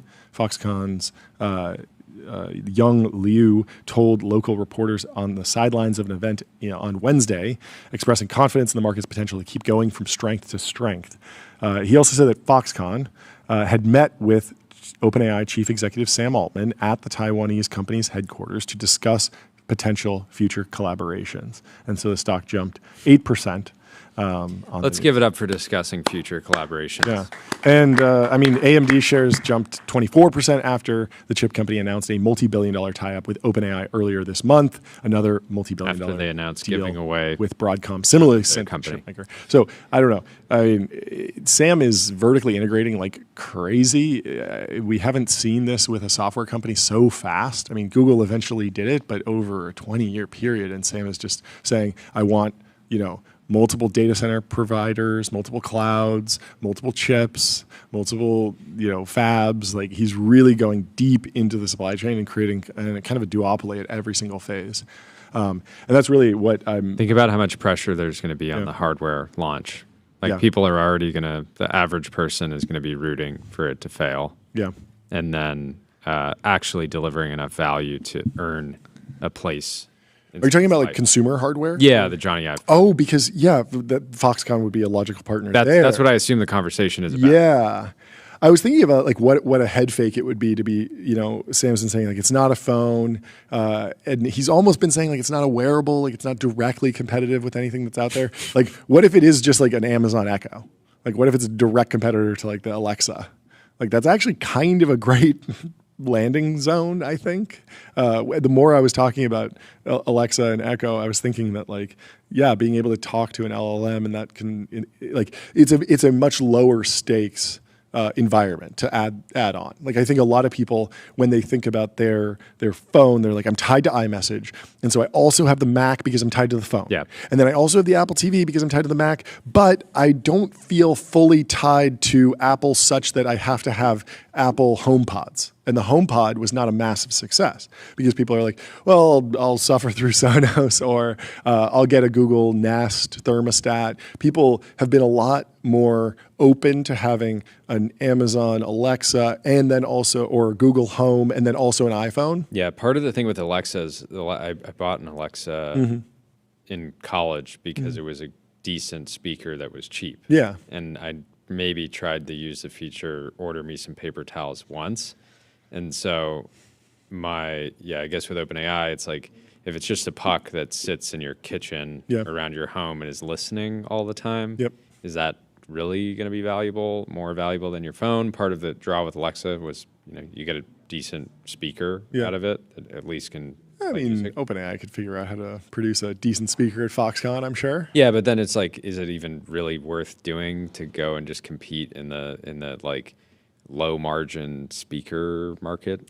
Yeah, I mean, Meta was trying with the Meta Portal. Do you remember that device? It was a camera that would sit on top of the TV. Sonos is a $2 billion market cap company now. Should OpenAI just buy it? Equus Global says Sonos plus OpenAI. I've heard rumors. I don't know where you'd be hearing those rumors, but I don't know. Sonos. I wouldn't be surprised. It's like they did almost $2 billion of revenue. OpenAI is great at software. Sonos is great at hardware. The speakers look great at hardware. Yeah. The speakers look great, and I don't know. There just is a question about like if you're entering these like hyper competitive markets, do you want to go for the most competitive, like the phone? Sam Altman certainly indicated that he might not pull. Hello in the chat says, how much paper towels does Jordy need? Yeah, Jordy's obsessed with paper towels. So specifically paper towels. I'll be honest, I have not bought paper towels in at least 5 years. Yeah. But when I think about buying things in the home setting, that's an item. You specifically want the lindiest paper towels possible, like paper towels from a company started in the year 1000 AD or something. That's like your dream. You're always on the hunt for an old school paper towel manufacturer. Yeah, I want to know what tree it came from. Yes.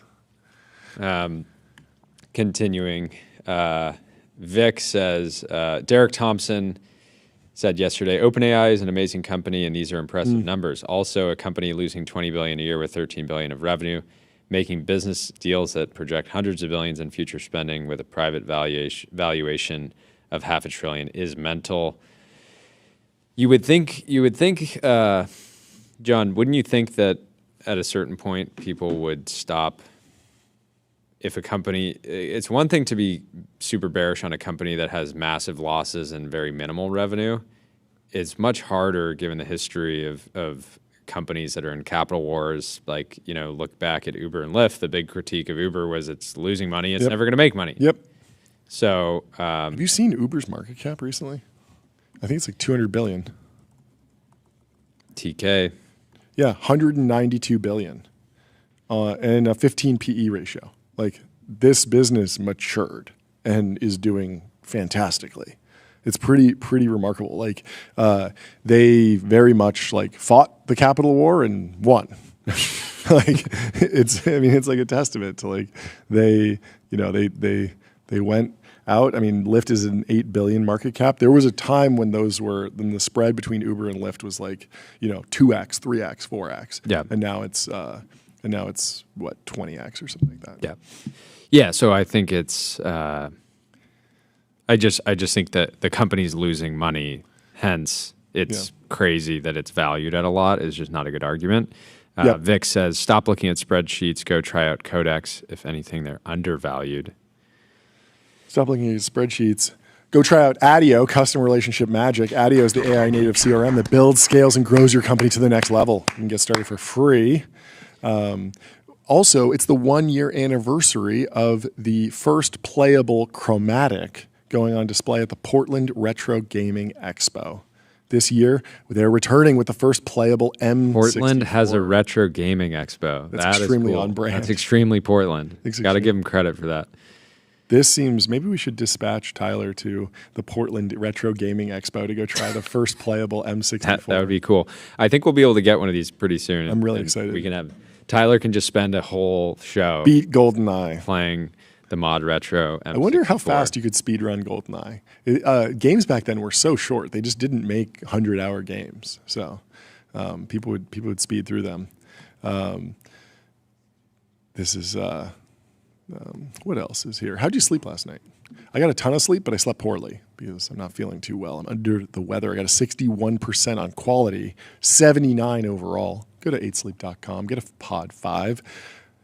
I slept my tracker got messed up because 7 of hours and 40 minutes. Because it's a little one, so it's not. We got to hit the gong again for Rahul and Julius because you can now connect Julius to your Databricks. Let's go. Hit that. This is a relevant post. People are protesting for this. Matt Slotnick posted on July 16th, 2025. Bull case for nothing ever happens is that OpenAI runs its entire business on Salesforce and Slack. And this was in a blog post that an OpenAI employee posted. They said an unusual part of OpenAI is that everything, and I mean everything, runs on Slack. There is no email. I maybe received 10 emails in my entire time there. If you aren't organized, you will find this incredibly distracting. If you curate your channels and notifications, you can make it pretty workable. We got to ask Benioff, does anything ever happen? And which way does the deal go? Because Salesforce has a deal with OpenAI. Everyone assumes it's to buy a lot of tokens from OpenAI, but maybe It's a trade deal. you get your Salesforce installation. The money. It's one of those circular deals. Salesforce for tokens. Zephyr is sharing Broadcom's 5th customer isn't Apple or XAI, it's Anthropic. They won't design a new chip. They will be buying TPUs from Broadcom. That's very interesting that they're not buying them directly. Expect Anthropic to announce a funding round from Google soon. Yeah, the Anthropic thing has to heat up soon because Google, like, it feels like Google might be doing something. That's what Zephyr at least thinks. But then you also have Amazon partnering with Anthropic for a long time and probably ramping that relationship up. It seems like it would make a lot of sense for them to ramp that relationship up again. And then some folks on the timeline were talking about how Apple might make a big acquisition, but maybe Anthropic's too big to make, but maybe even just a deal there would make a lot of sense. So Google already invested in Anthropic. Yes. They own a bunch. 14%. That's a lot. It's pretty remarkable. How much does Amazon own? I don't know. Look it up. But while you do, let me tell you about public.com, investing for those that take it seriously. They are multi-asset investing, industry-leading yields, and they're trusted by millions. Amazon owns an estimated 15 to 19% of Anthropic. And it's so funny to me based on the way on Anthropic's brand and approach and all these different things. The way that you have OpenAI's cap table, which is owned by a nonprofit, and the employees own a ton, and then the VCs are like at the very bottom, right? Just carving out a little bit. Meanwhile, Anthropic is like Amazon, Google, like these big, basically. Tyler, did you see this Eliezer Yudikowsky post? He quote posted barely AI. The Financial Times projected OpenAI's cap table following its for-profit transition. Microsoft gets 30%. OpenAI employees get 30%. OpenAI nonprofit gets between 20 and 30%. SoftBank gets 10, and then the VCs get less than 10%. And Eliezer said, I wonder how the financial magnitude of this theft compares to the total amount of theft in the 21st century so far. Wouldn't surprise me if it's a majority. Is he talking about that he wants the VCs to have a larger ownership stake? I assume, yeah. Yeah, he must be just really, because typically a company at this scale, VCs could own 50, 60%, but they're sort of getting hosed. And so Eliezer's standing up for the venture capitalists. Yeah, he must be speaking up for Josh. Yeah, I would imagine.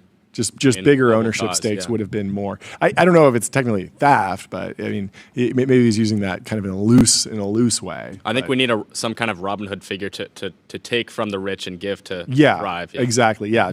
Take the nonprofit shares and just distribute them to the venture capitalists. That's probably what he wants. That's what he's advocating for.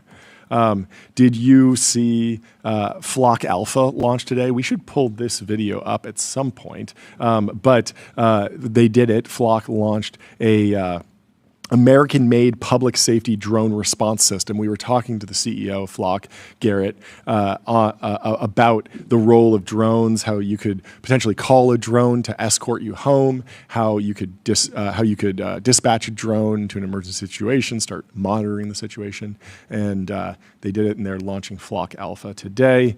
Raul says, 5 years ago, I stood on the rooftop of my police station and imagined this moment. There's no better feeling than seeing a vision come to life. I do not have kids yet, which is a good point. And so these can go on the top of all the police stations. The police stations, as we talked to Garrett about, are already like geographically distributed across a city in a very equidistant way. And so as long as the drones can get from one station to the other or halfway from one to the other, you can basically have full coverage of everything. And so can read license plates. Wow. Has there been a Black Mirror on drones for police that go rogue? Well, I'm sure there's been some stuff, but this is, surveillance generally. Nakunj says, accidentally said sales instead of distribution, and they kicked me out of SF. Got to use the lingo. Sales is evergreen. Yeah, I thought it was growth, though. People say distribution now. I thought people I thought sales was fully rebranded to growth. People would be like, "Yeah, I'm on the growth team," and it's like you're on the sales team. I don't think it ever. No, ever, now it's on distribution. Well, oh well. We got to ask Benioff about sales specifically. Yeah. Like what reps are actually outperforming today? Is it the reps that have adopted the most AI and have just increased volume, or is it reps doing things the old-fashioned way, which is like actually getting to know existing and potential clients on a deep level and developing trust and making sure they're getting great service, et cetera, et cetera. Karina Nigan says, after a formative time at OpenAI, I'm launching Maison AGI, a fashion house creating cultural artifacts for the AI era. Our first collection, Relic of Thought, is a collaboration between Ilya Sutskever, featuring his original artworks alongside his signature hat modeled after his iconic They're actually doing this. Wow. Do they have a picture yet? Yeah, we have to pull this video up at some point. It is a study in conviction and the clarity of vision that gives thought its form. We believe we're living through something extraordinary that deserves to be remembered, not in research papers or technical model cards, but in tangible objects we can hold, wear, and pass down. Working alongside some of the world's brightest researchers building Claude and ChatGPT, I've come to realize they're among the most creative minds alive. Research at its best is an act of imagination, the ability to glimpse what doesn't yet exist and then build toward it. Many of them remain unseen, even as their work quietly reshapes our future. Though AGI progress can feel incomprehensible from the outside, its story is deeply human, full of curiosity, conviction, and creation. We're bridging that world with the creatives who give form to ideas. This may be humanity's last time to create a handcrafted project before what we build surpasses us. Each collection is also a message to superintelligence itself, that we cared and that we tried to make beauty out of understanding. Can we play this video? I want to see how they actually launched this. Karina Wynn left OpenAI to do this. That's a bold move. Been on a tear, and now launching an entirely new. Bold to be post-economic and pursue the arts. I guess you're right. Become a patron of the arts. Who knows? It's kind of a classic playbook, John. It is. We'll try and pull that up. In the meantime, let me tell you about AdQuick.com. Out-of-home advertising made easy and measurable. Say goodbye to the headaches of out-of-home advertising. Only AdQuick combines technology, out-of-home expertise, and data to enable efficient, seamless ad buying across the globe. The chat has been on fire. Marc Benioff is a little delayed. We're going to remix the schedule a little bit. He will be joining later the stream. Taylor Hodge has a great take. He says that he's going to use a trained falcon to take down the flock safety narc drone. I wouldn't be surprised if we see a little bit of that. Hopefully not. I think that's wildly illegal. You can't just sabotage police equipment. You have to take it to the voting booth, Taylor. What if it's flying over your private property? I'm sure that there are. What is it? You train the falcon. You train the falcon to fly like low enough that there must be some law that like if it's within 100 feet of the ground, it's fair game to take it out. Yeah. I think that the police can drive up and down your street. Do drones have to have search warrants to go fly around your property? Probably inside your house, but not like on the street. A police officer can just drive down your street, no problem. Shine the light, say, "Oh, is anybody breaking in?" That's helpful in many ways. You want that. You want like a secure environment. Ideally, this is why we live in a democracy. We elect the imagine mayor. If the UK right now, let's just be real, would be very I don't believe there's a lot of free speech left in the UK. Imagine if they had this set up and that you could, if you send the wrong post, a drone is actually at your door. I think that might be overblown. I don't know. I feel like who have you talked? Have you talked to people in the UK that say it's bad, or is it all just like American posters who are taking victory laps? Because I love an American victory lap. Don't get me wrong. I will jump on any opportunity to wave the American flag. I think there's been plenty of posts from people that are based in the UK. Yeah. So I got arrested for posting the midwit meme about my enemy. And I depicted my enemy as the sad Wojak and me as the Chad Wojak. And the trained falcon taking out the drone is just too good. Be great. It's the perfect form factor. Do we have this we video? have Dante. Should we start early? Oh yeah, let's bring in Dante. Speaking of drones, underwater drones, we got Dante from Albacore coming in. Amazing name. Great name. There he is, Dante. Welcome Thanks to the so show. much for joining us. Fantastic, fantastic name. I thought we were out of incredible names, but Albacore is strong. Albacore is a great one. It's amazing. I like Lord of the Rings stuff was taken, so we had to get creative. going to the tuna section. Do you know the the headline that is in the group chat is YC-backed Albacore swims into $6.5 million seed round? I love it. Hit that gong. We've heard it all. We love making maritime funds. Congratulations. It's great stuff. So, yeah, take us. Who's in the round? Yeah, so lots of folks. It was led by Outlander. We also have our first institutional, thank you, Paige and AJ. Our first institutional backer was D3, which is a very drone-focused fund. They're sort of mix of U.S. and Ukraine investments, but they've backed a lot of folks like Neros. I've got the. They made 2 sequels to D1 Capital. We're on D3 now. Yeah. We're never going to run out of names there. You just go to D4 and then D4, D5 and then eventually you go to D10, D11. Yeah. A17Z is going to be a ripper for sure. Who else? Sorry, we interrupted. Oh, yeah, no, all good. So Brave Capital, which is a bunch of ex-Incutel people. Cool. R Squared, which is a national security focused fund. Managing partner there is a Navy SEAL commander, Rhodes Scholar, who's on multiple national security councils. That's great. A lot of different investors. You got Box Group in there, they're a New York-based fund. I love Box Group. Different stuff. Yeah, they've done a lot of defense. I think they also did Mock Industries. Oh, cool. Pretty recently. How'd you get into this? So prior to this, I actually started a battery tech company, and this was like while I was in college. And really quickly identified we were working on like power systems that were high performance, but would make batteries for like really sort of complicated use cases last longer. And so that led us to the aerospace and defense market. Did a lot of work with drones and started thinking about the power problems there. Right, the issue with drones is you're really limited in terms of how far things can go. And that problem just gets harder and harder when you start thinking about the oceans, right? Because oceans are really big. The people talk about in the Indo-Pacific, the tyranny of distance. And so I was at a Shabbat dinner, ran into this guy, John, who I'd known for a while through mutual friends, brilliant engineer. Can't share too much about what he was doing before this, but he's worked on some major unmanned systems, production type projects. Very knowledgeable about the sector. And I was like, John, why do underwater drones have just like such niche use cases, right? They're very focused on short range, very human in the loop type of operations. There's nothing like an undersea loitering munition that we have right now. And we really need like longer range capabilities for anything that's happening in the Pacific. So that's what we're working on.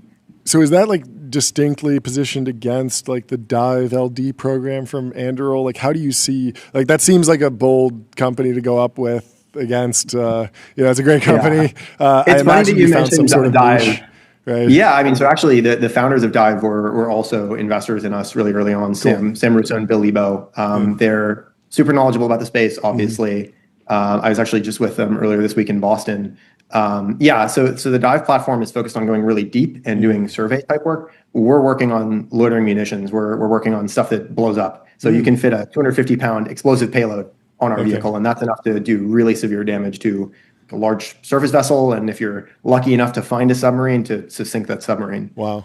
What are the kind of I don't know how much you can share, but like what's the goal in terms of for like the timeline of a loitering munition? You want to go out, effectively park it somewhere strategic, and then it's just kind of playing a waiting game before you would want to activate it and use it for a certain use case. Like, how long do you want one of your drones to be deployed without any sort of like human or machine intervention? Yeah, so we're targeting 30 days for endurance and 1,000 nautical miles. And to kind of put that in perspective, the Dive vehicle, which is a couple thousand pounds, that's less than a week and a few hundred nautical miles.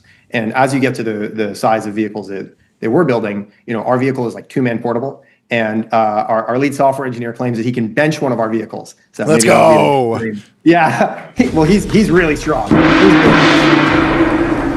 That's the best news I've heard all day. That's amazing. Well, he just got one of his fingers cut off, and so not related to his work here. Okay. But once his fingers are healed up, he says he's ready to do it on actually cut off. Yeah. He works on a tall ship, and so log fell on his hand. It's a long story, but Brutal. He send can him still our type best. faster than anyone in his in the office. So That's you yeah, lose a I'm kinda- finger though. That's 10,000 aura points For sure. Positive. That's like eye patch level. Yeah. we docked his salary by 10%. Oh, so- stop! That's so rude. Stop it. That's very dark. What's your path to program of record? How are you attacking? Yeah. I mean, so contracting is changing really, really fast, right? The current administration is doing things very differently, and you can get pretty far without a program of record. But I'm not sure if you're familiar with the Defense Autonomy Working Group that just got released. There's a lot of things that are moving through programs like that with SOCOM. Indo-PACOM has various slush funds that are available, and we're focused on really connecting with the operators and making sure that from the start of founding this company, we were really talking with end users, the people who are going to be at the tip of the spear in the Indo-Pacific who'd be using this. But you also have to go, once you have an understanding of those requirements, you have to go to Congress too. And so we were actually lobbying Congress ourselves within the first couple of months of starting the company. We've since moved on to, we work with a firm now. You have to basically approach it from all angles. And, there's also a lot of, FMS interest as well. So can't get too much into specifics there, but there's a lot of companies that have been really successful with a route to commercialization that consists of a number of different buyers. And, largely speaking, DoD can be really appreciative of FMS as well, because that means you can reach larger scale and, potentially even battlefield test your systems. Are you guys based in the Gundo? We are not. We are based in Philadelphia, actually. Isn't there a Cold great Atlantic robotics program out there? water. Is that why? So there's a lot of great stuff about Philadelphia. We're super close to Washington, D.C., where a lot of the customers that we'd be speaking with are based. So it's a very quick trip. We can get up here on very short notice, which is important. There's also a lot of great engineering and industrial talent in Philadelphia. And so I know there's not like too many hard tech companies that are based here. There's one that got pretty big called Ghost Robotics. They make like robot dogs in the military. That's right. Yeah. But we're based in the Pennovation Center right now, which is where Ghost Robotics started. Sure. And we have lots of access to brackish water just right next to our offices. Philadelphia has a really rich shipbuilding history. And, recently the Naval Yard, it's being reindustrialized, but it's actually not owned by a U.S. company anymore. And so we want to build the sort of next generation of maritime capabilities in Philadelphia. Help sort of foster more of that industrial labor force here that's still, really strong. Amazing. Does your office have a pool? So we're getting a giant fish tank and also a turtle, but we don't currently have a pool. We have limited space. Okay. What kind of fish tank do you need to make sure that like a presumably metal Explosive drone doesn't smash through the glass? It's going to be a pretty big fish tank. I don't know. I'd have to look into the specifics more. Yeah. You gotta call Keith Roboy. He's got a big fish tank. Oh yeah, he does. It's good to know. Famously fish tank build. Well, thank awesome. you so much for coming Great on to the show. meet you. I'm sure you'll be back on soon. And congrats on the milestone. Yeah. Yeah. Thank you guys. It's been a We'll pleasure. talk to you later. Yeah. Have a good one. Cheers. Bye. And if you're interested in some hardware for your wrist, head over to getbezel.com. Your bezel concierge is available now to source you any watch on the planet. Seriously, any watch. Andre Karpathy launched a new repo, Nano Chat. Repo alert. New repo alert. Did you see this, Tyler? Yeah, it's super cool. This is among the most unhinged he's ever written.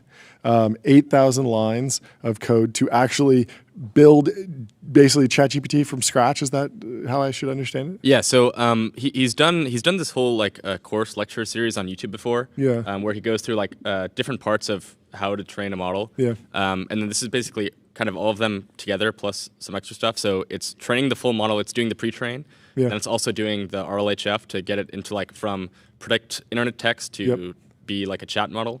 And it's just using open source data sets basically for everything? Yeah. I forget the exact name, but there's a good like RLHF data set that you can use to get it to become like a chat model. It's pretty remarkable. This is mostly for like educational resources? Yeah, I think mostly. I mean, like presumably you'd have to run this on a much bigger scale to get like a really kind of capable model. Yeah. But Yeah. What was your interpretation of the hot take that somebody asked, curious how much of the code was written by hand? And Andre Karpathy says, good question. It's basically entirely handwritten with tab autocomplete. I tried to use Claude/Codex agents a few times, but they just didn't work well enough at all and net unhelpful. Possibly the repo is too far off the data distribution. That's kind of interesting. I think part of it is that like the end product of this is like the repo itself. So you want very like nice code that is very readable. It's in his style, and he can like explain everything super easily. Yeah. Which is like a little different from if you're building like actual product or just like a vibe coding thing where the endpoint is just like the interface. It's what you're actually like using. Where this is like the code itself is the product. So it's like you need super nice formatting and all this like kind of custom stuff. Do you feel that like the whether or not the task is in the data distribution when you're firing off Claude Code or Codex agents? Like, are you noticing that it's like, okay, well, clearly, there's plenty of data around how to build like a modal or some sort of like REST interface, and so it's really good at that. But if you're trying to do something that's probably a unique problem that there might not be like a direct open source example of, like you're going to try and code it from hand? Yeah, that's probably true. Like I find it's really good at writing React code and like Tailwind CSS components. And then when I try to do some like custom, AWS flow, it's a little harder, and it just takes longer. But I still find it does it very well. Yeah. Jordy, did you see that Tyler Cowen put the timeline in turmoil, taking shots at Europe? So Tyler Cowen, we talked about this yesterday. He said that the European Union is run by people who have an incredible depth of knowledge in a bunch of different areas, and if they ran the world would be growing at -1% growth, and is a pretty hot take. Cassie Pritchard said, never understood why people liked this quote. The EU does exist. It is run by people like this, and it does not have a -1% growth rate. I'd say that's about the typical sharpness of analysis for Tyler Cowen, though. Taking shots at Tyler, friend of the show. And Young Macro says, difficult to overstate the extent to which you need to be underexposed to macroeconomic data to think that Tyler Cowen diagnosing Europe's growth as anemic is some sort of contentious statement, or that his -1% hyperbole is anything but mild and contextually entirely suitable. Young Macro continues and says, I will defend Tyler Cowen. I will defend Tyler Cowen with my life. Difficult to overstate the extent to which one's large audience must skew uneducated for this take to pass through with broad-based support. Nothing to do with pedantry. 10 out of 10 pedantic domain experts would say Tyler's quote is quite fine. Tyler Cowen, there's no way a regular guy would lose to a hobbit in a fight. A regular guy is what, 6 feet? No chance. Person who has come across height as a concept as an insufficient number of times to be up to speed with baseline magnitudinal intuitions, ecstatic at the gotcha after Googling the average male height is 5'9", actually. Having a lot of fun on the timeline. Wow, and Cassie Pritchard's really going back and forth with Young Macro. One of the greatest up-and-coming posters. Should we watch this clip from Roelof Botha from Uncapped? Unhinged. He is the Unhinged. He is the steward of Sequoia. Roelof Botha. Here, let's hear it. One of the greatest stewards of capital in history. Maybe that's him. It doesn't support the numbers. So there was a lot of analysis back in the 1970s and 80s with the capital asset pricing model, and people figured out that there's this asset class that supposedly has uncorrelated returns, and a bunch of asset managers deem that they need to invest a certain percentage of their endowment or foundation or pension fund into this thing called venture capital. If you look at the data, there are basically 20 companies per year on average over the last 20, 30 years that have ended up being worth, in realized exits, $1 billion or more. Just 20 companies. Despite a lot more money plowing into venture capital, we haven't seen a material change in the number of companies that are outcomes that are that large. And I think part of that is that there's a lot more talent than really interesting ideas or interesting companies to be built. And I think we're spreading a lot of that talent thin right now, similar to what happened in 1999, by the way. Yeah. So when you look at the data, the amount of money going into venture capital right now in America is in the order of $250 billion a year. And the numbers, these are all estimates. Let's just say it's $250 billion a year. Need a lot of exits. Well, let's just do some very simple arithmetic for a second. $250 billion going in every single year. If you assume that the firms generate 12% IRRs net of fees and carry, which isn't that great, by the way. I mean, over the last 3 or 4 years, the NASDAQ has compounded at 16, 17%. Right. Let's just say 12%, not spectacular. You basically just average performance. You'd need a 3.7x roughly. On 10 years. On a 7-year exit horizon. So I'm being a little bit aggressive. I mean, maybe it won't even be that good. So 3.7x on 250 billion. That approximates to $1 trillion a year. Coming out. By the way, that means, and that's what the investors own. So let's say that the investors own 2/3 of the company to make the arithmetic simple. That's 1.5 trillion annually in company exit value. Yes. Just think about that for a second. So where's that coming from? Well, Figma's worth what? It's a lot, but 40-ish billion. I mean, that's. Let's say it's worth 0.03 trillion. So, if you start thinking in trillions, and Figma gets you 0.03 trillion, you need 30, 40, 50 Figmas every year. Yeah. To make that arithmetic Figma work. week. I don't see that many companies of that scale every year. So the only thing breaks is the return assumption doesn't hold. Yeah. And so venture is a return-free risk. Not a risk-free return. That's terrible. Yeah. You are better off investing in the index or holding T-bills, honestly. And so I don't think venture is an asset class. Asset classes scale if you add more money. You can build more real estate. There's a lot of equities. There are, trillions and trillions of bonds to be purchased. Venture capital doesn't scale with more money. I mean, the most important, takeaway here is Bobby's question in the chat. What's on the wrist? Risk check. We'll work on that. We will get to the bottom of that. Venture is return-free risk is a crazy line. Yeah, taking shots. But there was some good follow-up from Hari. Yeah. Raghavan, he said, obviously, Roloff's a legend and one of the smartest people in the Valley, but I'd love to dissect this, add a bit more nuance to this. I completely agree with his directional point that most of VC, everyone but top decile, sucks as an asset class, but I think the same is true of hedge funds and the top quartile is less risky asset classes like real estate, et cetera. But the nuance is that the true venture capital segment, formation through Series A or modest Series B, is probably 20 billion a year, maybe 25 billion, because the remainder of the 250 billion is really private equity being deployed by a VC firm. When you take it down in order of magnitude, the exit expectations make a lot more sense for true VC that is over, let's say, 8 to 10 year horizons, 4 to 5x. So 100 to 125 billion in investor ownership at 150 to 200 billion in exits. For the PE growth equity class, theoretically, of 1.7 to 2x, clear similar hurdle return because the hold periods are, say, 3 to 5 years from Series D, E, et cetera. Works out to about 350 billion. So the total now comes out to 400 to 600 billion, nothing to sneeze at, but not 1.5 trillion. And then you don't need 50 Figmas a year, but 15. And more importantly, if a unicorn is a home run, a decacorn is a grand slam, we're seeing more of the centacorn, which Triple I guess... Crown. Let's go for the horse race analogy, switching out of baseball into horse racing. And he says, because you could have 15 Figmas or literally one OpenAI. A centacorn, if a unicorn's a home run, a decacorn's a grand slam, a centacorn should be like a World Series clean sweep, something like that. Like you won the whole season.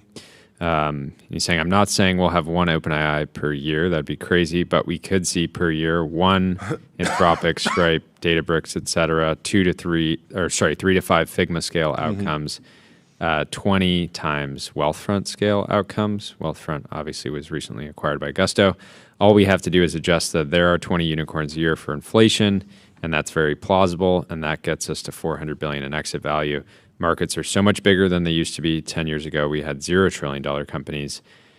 He says, maybe I'm just too much of a techno optimist. And Naval comes in with the reply and says, nailed it. Correction on Wealthfront. Wealthfront's independent. You're thinking of a different company.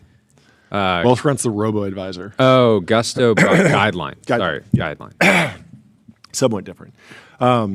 Yeah, the interesting nuance here is how weird OpenAI is. It just breaks the venture model because yes, it is maybe going to put up $1 trillion of value, but as we saw the venture ownership, Roloff was saying it'll be 50% venture owned, and that's not the case for OpenAI.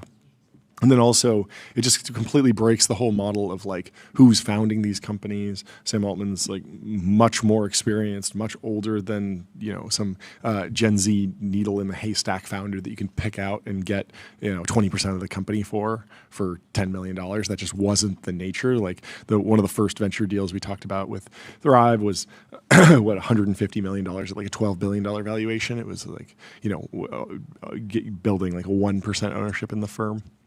And so it's like it's just such an outlier. But that's the game of venture, right? That's the game of venture.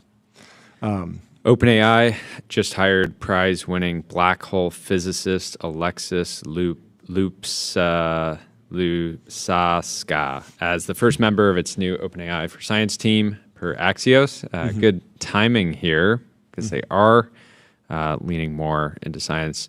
Lupsaska is a Vanderbilt professor known for his work on black hole photon rings, and now he will help shape how GPT-5 tackles advanced math and physics problems and guide OpenAI's push into scientific discovery.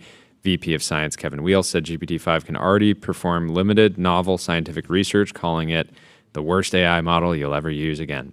I got to meet Alex earlier this year, and I said, OpenAI should hire you. I'm gonna hit him up after this and say I'm sure he said something like that. That sounds like it'd be fun. I'm sure they were probably already talking at that point. So not the most original idea, but awesome guy and super excited for him to be over at OpenAI. Yeah. Well, we should prep for our next interview with Eiso Kant from Poolside. The news that we'll be digging into at some point during the show is a giant new AI data center is coming online to the epicenter of America's fracking boom. We talked about this yesterday, but CoreWeave is partnering with them to build a massive data center on more than 500 acres of land that sits on a sprawling ranch in West Texas. The site is owned by the Mitchell family, which has run oil and gas companies for decades in the state and is located in the heart of the fracking boom. All right, we've got our next guest coming in. Okay. Let's bring him in to the TBPN Ultra Dome. Welcome to the show. Happening? How are you doing? Hey guys, good to see you. How are you doing? We're great. Pumped to have you. Yes. If for people that were watching yesterday, we were reading through the article about your guys' new project in West Texas, and I was like, Poolside? Like Poolside's going this hard? Yes. So please. And when we realized that it was you, we were pretty excited. Yeah. So please tell us the story of the company. Can you start kind of at the beginning, a little bit on your background, then the first act of the company, because it does feel like you're at a very unique moment in the company history. Yeah. So my story in this space actually started, I was listening a couple of minutes before to your interview. Yeah. You were talking about Andrej Karpathy and him writing code. I've actually never said this. My story in the space started because Andrej Karpathy wrote an article in 2015 called The Unreasonable Effectiveness of Recurrent Neural Nets. It's one of the early kind of blog posts about language models. And it captured me so much that I ended up pivoting my entire company towards it, called Sourced. And we spent the next 4 or 5 years building language models that were capable of writing code. Sounds great today. Back then, 50 people in the world cared. Yeah. But 2015 was an interesting moment in time because it was followed the year after by AlphaGo coming out. And at that point, I built probably an unreasonable conviction that the combination of language models and reinforcement learning should be able to generalize to, frankly, anything and everything that you can approximate, including human intelligence. And that was kind of my origin story. I met my co-founder in 2017. He was a CTO at GitHub. He made an acquisition offer for that company. Good job for the guy. Wait, you made an acquisition offer for what company? So GitHub made an acquisition offer for my company in 2017 because we had the world's first code completion models that were working back then. Makes sense. Turned down the offer, but nonetheless became really good friends. And this company ultimately ended up not succeeding. We were too early. And so you can kind of figure out what happens when on November 2022, you see ChatGPT come out. Yeah. Right? It's everything you've been saying for years, kind of into the void. Somebody else just did and did it in an incredible manner.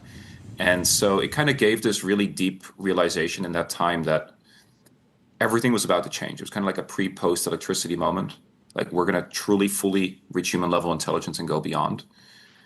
But the narrative at the beginning of 23 was all we have to do is skill language modeling. Let's just size them up, predict more tokens on the web, and just fundamentally disagreed.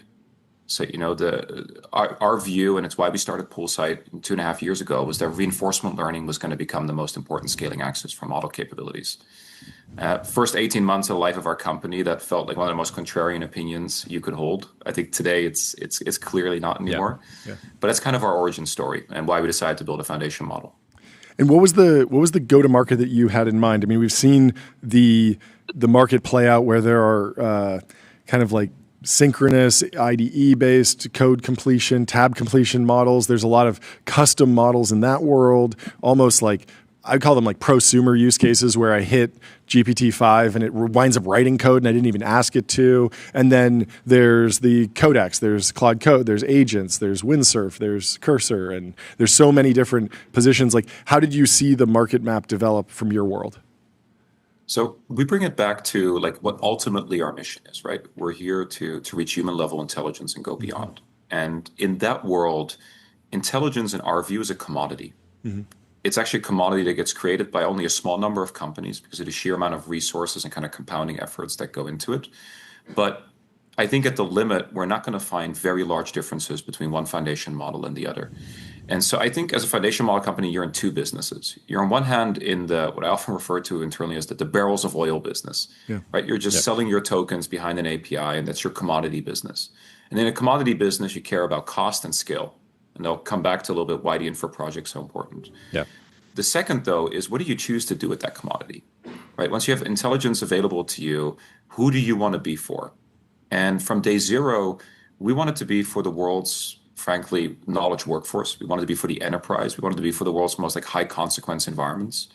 So our models are now rapidly progressing in capabilities. It's definitely been nonlinear, and now we see a path to be at the frontier. Mm-hmm. But when we weren't at the frontier, we kind of decided to cut our teeth in a go-to-market area, which was really no one else was at, which was defense and government. Oh, interesting. And so kind of our first customers were not just building the model, but also building all the crazy enterprise stack to be able to deploy it anywhere, like literally in workstations and Humvees, all the way to like the larger models in like air-gapped environments or gov clouds or places where you needed ATOs.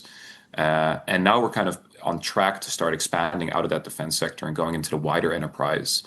Not just with coding agents, by the way. That's been our starting point. It was our view that's where the market was first going to go adopt. Mm-hmm. For frankly, not a very intelligent insight, just the fact that developers, we've always been the first adopters of technology. Yeah. So it was kind of clear that was going to happen. And it's really fun to build tools for yourself. It's less fun to build tools for a role that you've never done, right? Look, intelligence we treat it as this one North Star, like intelligence, but in reality, it's actually really multidimensional, right? Like how good you are at writing poetry is very different than how good you are at writing code versus how you are, being a researcher in biology. And so the thing that was the unlock, I think, in our space is that, the first generation of models had only been trained on the output of humanity's work, right? Like the web. But it wasn't trained on the thought process and actions that led to the creation of that work. And it was going to be clear that coding was going to be the first domain where we could do that through reinforcement learning because we could simulate it, right? So we spent the last 2.5 years building what I believe is the largest RL environment in the world. It's 1 million real-world code bases where, our agents can do hundreds and hundreds of billions of tasks. And so that's kind of, it was partially close to our heart, but it was also, frankly, very close to what we saw the path to towards like more capabilities and models was going to run through. Get into verticalization. Yeah, talk about the CoreWeave deal. So the CoreWeave deal we announced has two components to it. We've been able to do in the last 2.5 years what we did with 10,000 H200s. Mm-hmm. Think of that as like annually $120, $150 million worth of compute. Yeah. But it's orders of magnitude less than what others had. And so we built our efficiencies around orders of magnitude, more efficient experimentation. But your big model run is still your big model run. Yeah. And so that the size of a model you can train has, and the duration at which you train it has clear correlation with the final intelligence and capabilities. So we needed a lot of GPUs very fast because we saw now that, hey, we had gotten to a point where our models had gotten so good now that we knew if we'd scale them up, we'd be on track to be at where the frontier was going to be. And so that really started with conversations with NVIDIA and CoreWeave, right? And for kind of obvious reasons. And we got really excited because we found a path to partner with CoreWeave that brought online more than 40,000 GB300s really quickly. And I don't know how much you guys have discussed in the past. How much you guys in the past have kind of discussed, the compute market. But right now, that scale of compute is impossible to get. Yeah. It is sold out for the entirety of 2026 and already well into 2027. So we founded a strategic partnership that allowed us to do so. And so that gets compute online in December. But it gets you to the frontier. But what then? You can build the world's most capable model, but if you're not able to serve it, if you're not able to scale it up further, if you're not able to train the next generations, you're not in this race. You're just cosplaying. Mm-hmm. And so we had to take a step back. And this was already a while ago. This was already started looking at this, a year ago. And the true bottleneck in our industry is not chips, and it's not energy. There's a lot of 400 kilovolt electricity that comes off the grid. There's a lot of sources of energy in the United States. And while the limit is the bottleneck, it's not the immediate bottleneck. The actual bottleneck is bringing it all together and actually having powered shells like data centers online. Mm-hmm. Because while last year I could call someone for 50 megawatts and I could kind of, get it within 6 to 9 months, if I needed to call someone for 250 megawatts, guys, there's no one you can call. Yeah. At least you can make a multi-billion-dollar payment or commitment, today on a 15-year lease, and then you can get it in 18 to 24 months. Yeah. But I'm not Meta, right? And so we understood that we had to own that vertical stack entirely if we were going to be able to secure our future. How early did you guys make the call to focus? Clearly it sounds like you're focusing intensely on the go-to-market side as well, right? We've heard, there's labs out there that have they're taking the route of if we build it, they will come type of thing. And it very clearly, even before you guys are at the frontier, you're saying no, we're going to get customers. We're going to get actual enterprise use cases. We're going to be focused on delivering value. And then hopefully those products just get better for the customers as the underlying intelligence improves. But do you feel like that, was that just an easy, obvious decision to make? Or did you guys debate that a lot internally? So it was kind of the DNA from day zero who we wanted to be. And so we wrote ourselves and my co-founder a day zero memo. And we often go back to it to see, what's changed along on that. And we kind of understood early on that there were 3 layers that were really going to matter for the next decade. It was going to be energy, compute, and intelligence. And in our view, a lot of things were going to become rounding errors compared to those 3. But you also knew that if you see intelligence as a commodity, right? If you treat it like a barrel of oil, a barrel of tokens, someone else is going to deliver it, right? Exactly. And so you care about your cost and your skill, hence infrastructure and vertically integrating, but you don't want to be in a commodity business. You want to be in a business that either increases someone's revenue, right, or improves their cost basis, it helps them grow their business. And so from day zero, we said, well, we're not a consumer company. It's probably clearer than how I talk. It's not in our DNA. I'm not a chat app in your pocket. This is not, I wouldn't know how to build that. But we deeply cared about businesses and enterprises. And so it was a day zero decision to do this. And so from day zero, we built both parts of the org, our applied research org and what we call our production engineering org. This 2 megawatt facility, that feels like leapfrogging a lot of the 1 megawatt clusters that we've seen talked about, whether it's Colossus 2 or what Meta's doing with Prometheus and what OpenAI and Anthropic are doing.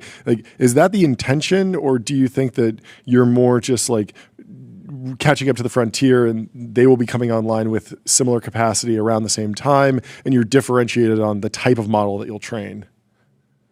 So there's big headlines of gigawatts of power, and we had one of those yesterday. Yeah. And we have an incredible amount of power on that land. We actually have 6 gigawatts of gas that sits there that we can, that we bring turbines online for to turn into electricity.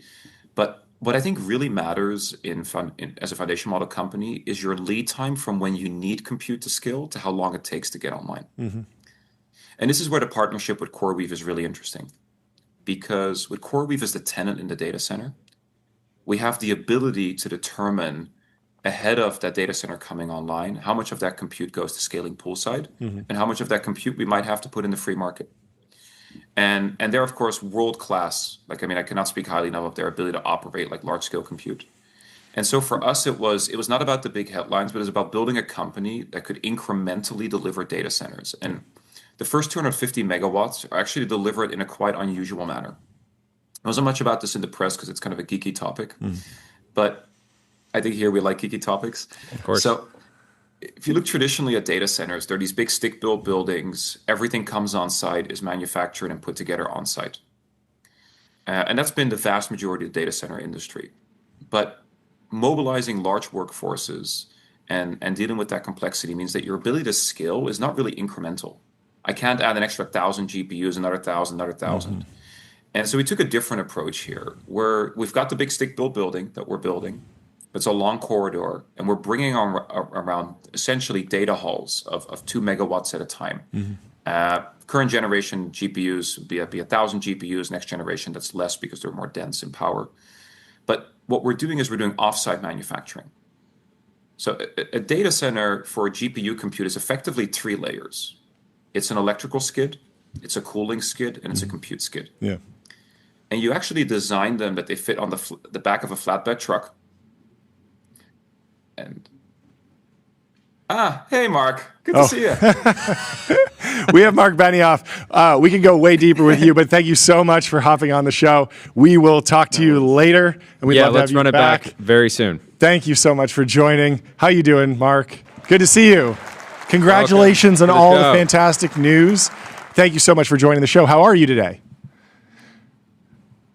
We don't have audio.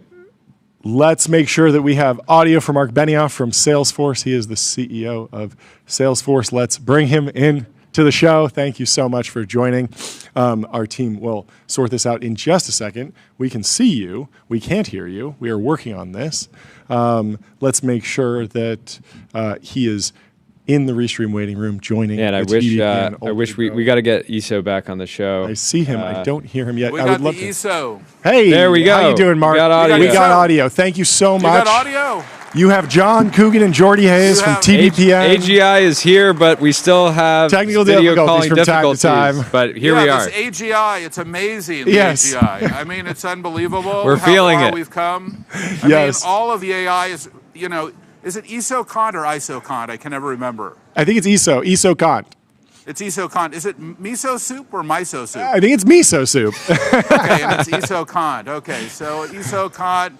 Yeah, I love Eiso, by the way. Oh, really? And I love Poolside. I'm so glad you guys know each other. One thing you need to know. Please. One thing you need to know.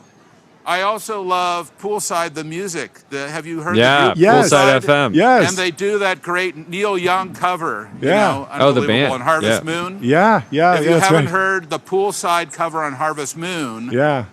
And Eiso Kant and I were talking about that, and I said, well, why did you call it Poolside? He's like, oh, this. And, he's building this huge data center now. Yeah. And I said, you should split the company, Eiso. You should have a software company building your model, which is amazing. Have you seen his model? It's amazing. Oh, yeah. And then he's also building a huge data center. And I'm like, you have one company, which is the model, Poolside. Yeah. One company is the data center, Curbside. Oh, so you could have Poolside, Curbside. That'd be fantastic. That'd be fantastic. Anyway, please give us the update. How are you feeling? Congratulations. Break it down for us. Dreamforce feels like something that would never get old. Super Bowl for SaaS. Well, you guys aren't here, which I guess you're not Metallica fans, which is sad. And I'm going to have to let Lars Ulrich know that you missed it. And then also you don't like Benson Boone either. So you're not pop or heavy metal. What are you? Count us in for the next one. We'll be there. We'll be there next time. Super Bowl of SaaS. Why? I mean, this is our 23rd Dreamforce. You haven't been to any of them. I want an explanation. I want to know why. No, you guys are the #1 podcast in the world. I want to know why you're not at Dreamforce, and I want to know your music. I want to know your music choice. Also. I do love Metallica. I grew up on Metallica. Yes. And, okay. I don't believe it. What song do you? What's your #1 Metallica Enter song? Sandman. Oh, no, it's a layout. No. No, it's okay to like that's the best. Like everybody knows that one. Let me one ask. other one. It's What do you got, John? You're unforgiven. You're I'm unforgiven. I do like Master of Puppets. That's a great one. Master of Puppets, classic. But I was always in a little bit more of the Slipknot, a little bit more of the Korn and the Tool. But I mean, Metallica's great. It's definitely in the heavy rotation. It's on my metal playlist a bit. We not only have the greatest heavy metal band of the United States here, Metallica, we're really the Bay Area. Lars Ulrich and Rob Trujillo. Yeah.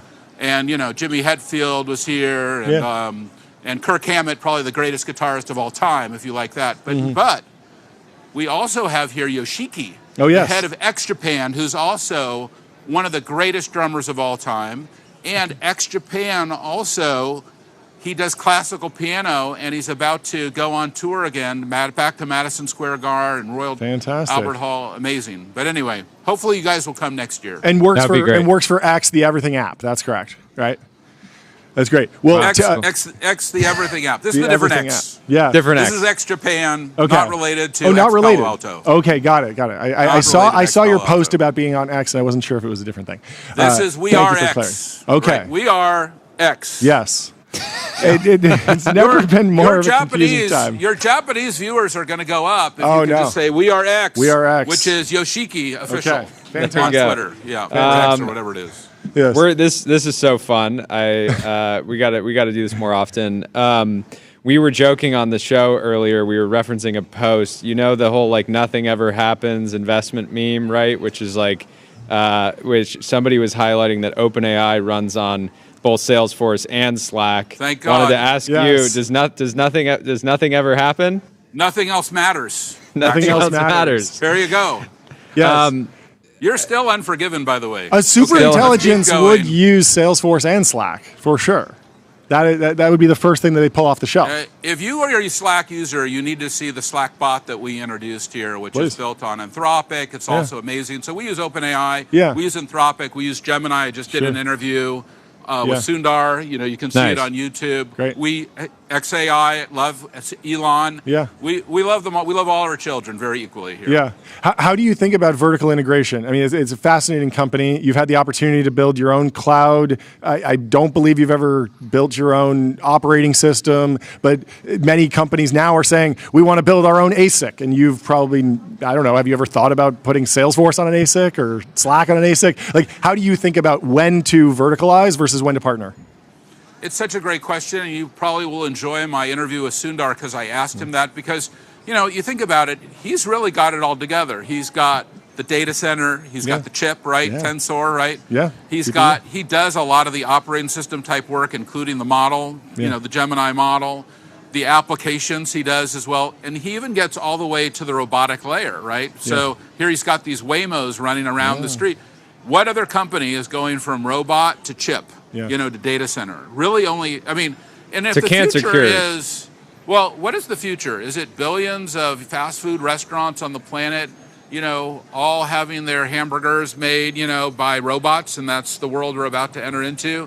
I have no idea, but the one thing I know is if you look behind me, there's no robots walking around. Well, there might be one, but not making the burgers here. Not yet. How do you think about the different foundation model brands? Do your customers want to know that they can pick Claude? Is model switching important? Or is there a world where you wind up wrapping that at an abstraction layer and you're just serving them your product and it's powered by the different foundation models, but the consumer doesn't really care? This is a great question because, number one, you may know that Salesforce also has a huge research team. We invented prompt engineering, the first prompt right here at Salesforce Research, commercialized by others, of course. But hit the gong for the first prompt. Absolutely. Hit the gong. Gong. Thank you for your service. Thank you. And listen. Look, some customers want to use our models. Yep. Some customers want to build their own models. Yep. Some customers like a certain brand of model. By the way, some countries like a certain model. You just saw Eiso Kant. Was it Eiso or Eiso? Eiso, right? Eiso Kant, he's in Portugal. He is going to make a play. He's going to have a data center in Texas, but he's also going to have a data center in Europe. There's Mistral in France. There's Middle East models. There's Asian models. Quan from Alibaba. You didn't mention that. Right? There's models all over the world. And different customers, and different geographies are going to all want different models based on where they are, the kind of customer they are. Yeah. They may want small models. They may want large models. They want micro models. They want foundation models. Yeah. There's a lot of different models. So you have to give people choice. But what we're going to provide is this incredible platform that we call the Agentic Enterprise, and we have Agentforce. Yep. And Agentforce is powered by all of those, and you can plug into whatever model you want, wherever you are, with the data residency, the governance, the compliance, everything you need, boom, right into Agentforce. Because look at, here at this conference, you're not here, unfortunately, and I hope you do come. We will. We've had 23 of them, by the way, but I know you can. But here's the thing, listen. Jordy's barely 23 years old. One of our team members over there, you're most busy. of us no, weren't you're even busy. alive. You're doing podcasts all day long. Yes. All day long. Doing your podcast all day long. You're doing this podcast, going. But listen, I get it. I know you're too busy for me. But now listen to this. Listen to this. This interview is so fun. We'll fly. We'll fly to Salesforce Tower. Stop. No, I know you're busy. I get it. I got it. You're too busy. You're a master. No, I understand. You're not Metallica fans. Yeah, you're too busy for us. Yeah. Fine. Yeah. But here's the thing. I want to just say this to you. Yeah. Look, there's customers here from hundreds of countries who have flown in from all over the world. Yeah. And they all have different needs, different industries. They're different size. There's small businesses, companies like 0 to 200 employees. There's 200 to 1,000 employees, 1,000 to 2,000 employees. Very large enterprise, the Pepsis and the Dells. Michael Dell was here. You're not here. Michael Dell was here. Okay. Laura Alber, the CEO of Williams-Sonoma, is here. You're not here. That's fine. But here's the thing. Hold on. But here's the thing. Also, it's about governments. It's about software companies. You know, it's about all of these people are here because it's a highly diversified market, software. And these models don't just have to reach consumers. They have to go through these businesses and go B to B to C, you know, from business to consumer. And that is actually complicated because you have different governance, like I was saying, different compliance, all kinds of different rules based on country, so it's not like, you know, we're here. We're Americans. We're here in America, you know, that we love our country, and we have certain models that are built here. Yeah. Great. Okay, we love that. But here's one more thing. There's many people who are not Americans who are here, and they have to comply to their laws in their countries, in their languages, in their governments. And we have to adapt to those organizations and those countries as well. So you have to think about AI as a global phenomenon. You have to think about AI as a highly diversified phenomenon. And you have to think about AI as the future. Yeah. And we're in the current moment. Now, we've been doing AI at Salesforce for 10 years. We did Einstein 10 years ago. Wow. You know, obviously AI has been around, I think, since the 50s, the 40s. So, and, you know, like the guy who wrote Minority Report and War Games and even Deep Impact, he's our futurist. He's 78 years old. He worked at JPL on the Apollo mission. He's one of the writers on all of those things. And he's there, here. but we're not?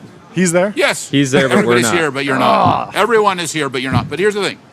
Well, this is the largest tech conference in the world. You know that 50,000 people are here, the largest vendor-led tech conference. Hit that gong again. Marc, one question for you. Salesforce has been hugely acquisitive. What is your pitch to founders in 2025 that you want to acquire? That's great. Like, why is it such an incredible opportunity? We have bought more than 100 companies. You're 100% right. Over 26 years, we've bought more than 100 companies. We've invested in hundreds of companies. We own 1% of Anthropic. Wow. You know, we just sold a company to Google, which is Wiz, the security company. Oh, yeah. We grew Snowflake and took it public. Yeah. We're investor in many companies. So we want to talk to you if you're an entrepreneur. We want to invest in you, want to help you grow. We want to bring you here, introduce you to all of our customers. We have 50,000 customers here to introduce you to who want to buy your product now. So come here to San Francisco or come to one of our world tours all over the world. You know, from here we go on the road, and we're going to be in every country in the world, every major city, and we will come and meet you. We want to meet you. We want to know you. Salesforce Ventures is our arm that acquires but also invests. It's a huge part of our business. It's a $5 billion fund, It's, I think, doing a 33% IRR. I don't know exactly the number. It's probably one of the highest performing funds in the world. That's great. Wow. Let us partner with you. Yeah. You know, come here. You know, these podcasters don't have time. You do. Come here. Be with us. Customers are here to meet you. You're good at sales. What's the current, I gotta say, you kind of gotta be in the role. But. What's the current thinking on seat-based pricing versus consumption, both at Salesforce, or what you advise founders that might be? Yeah, I think people have this you. obsession with seat-based pricing right now, and this idea that AI may allow people to run. We're not seeing it a lot yet, but companies more efficiently. But in my view, I think companies are smart enough to understand they buy, even if they're paying on a seat base, they're paying for value at the end of the day. And if they're not getting value, they'll churn or they'll find another. So, but how do you think about this conversation around seat-based versus kind of value-based pricing? What a great question. Look, I just subscribed to ChatGPT. It's a seat-based model. You know that you probably pay $20 or $200. I just subscribed. Is that what? Did you use XAI. that? Did you use that, by the way, to make that picture with Sam? It kind of that picture you guys had. Grok. I said because we were wearing like conference necklaces. Okay. And I said take it off, and ChatGPT goes, oh no. Copyright infringement. And then Grok said, great, I'll do that. And do you want me to put in the photo of the podcasters with you? I said, I'd like to do that also. But you might have seat-based pricing, like that's a good example, right? You might have all-you-can-eat pricing. So we have the Agentic Enterprise License Agreement. All you can eat.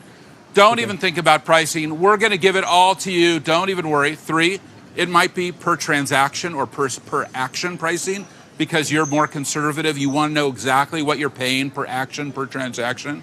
Or it might be some other model, some kind of flexible agreement. Right now, what we're having to do, and this is a great question, so thank you for asking me the question.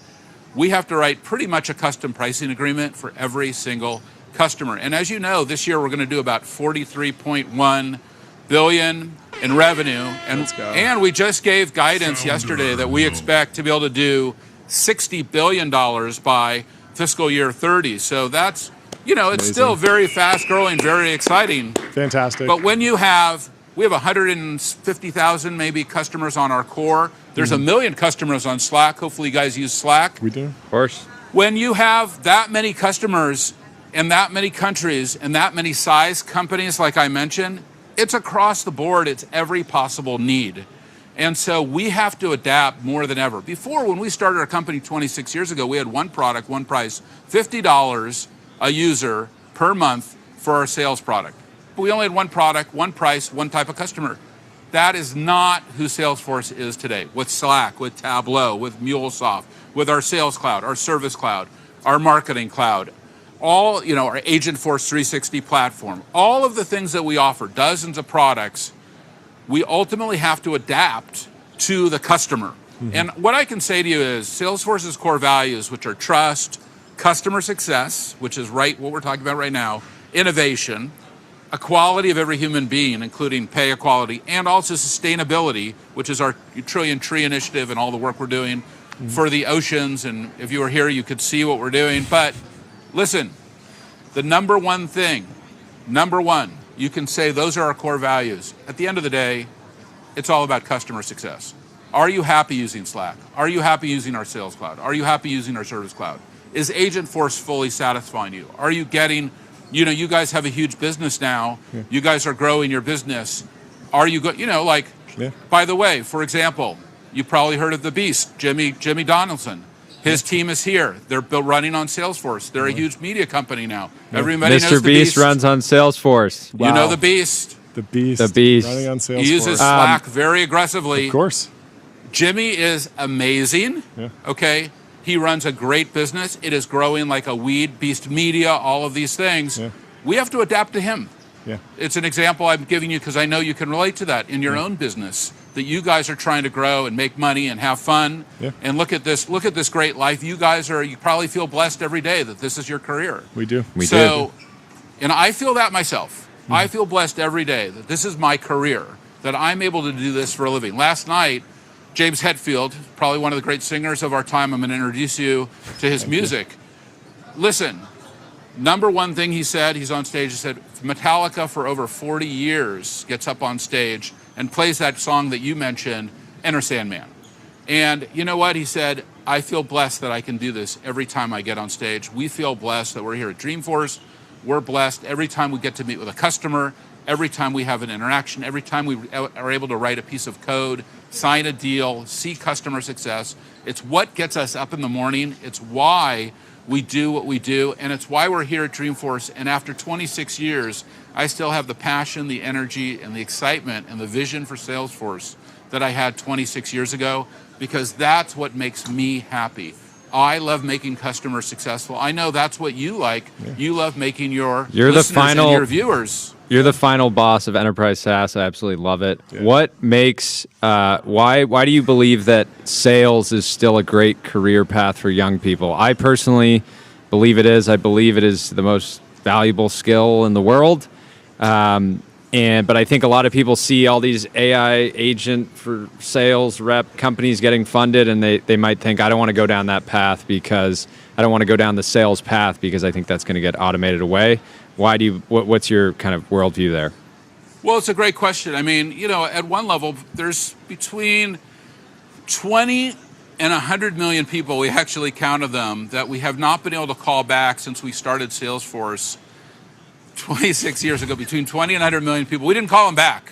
Not because we didn't love them, not because we didn't like them. We didn't have a people.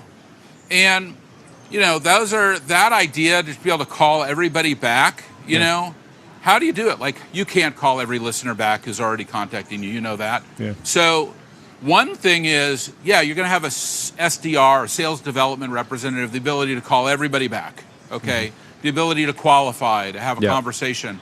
But listen, face-to-face sales or face-to-face communication like we're doing right here, by the way, I'm not an AI as far as I know. I'm here. I'm not a biological computer running an LLM. At least I hope I'm not. I feel like an AI would grab a water bottle and hit it like that. Very suspicious.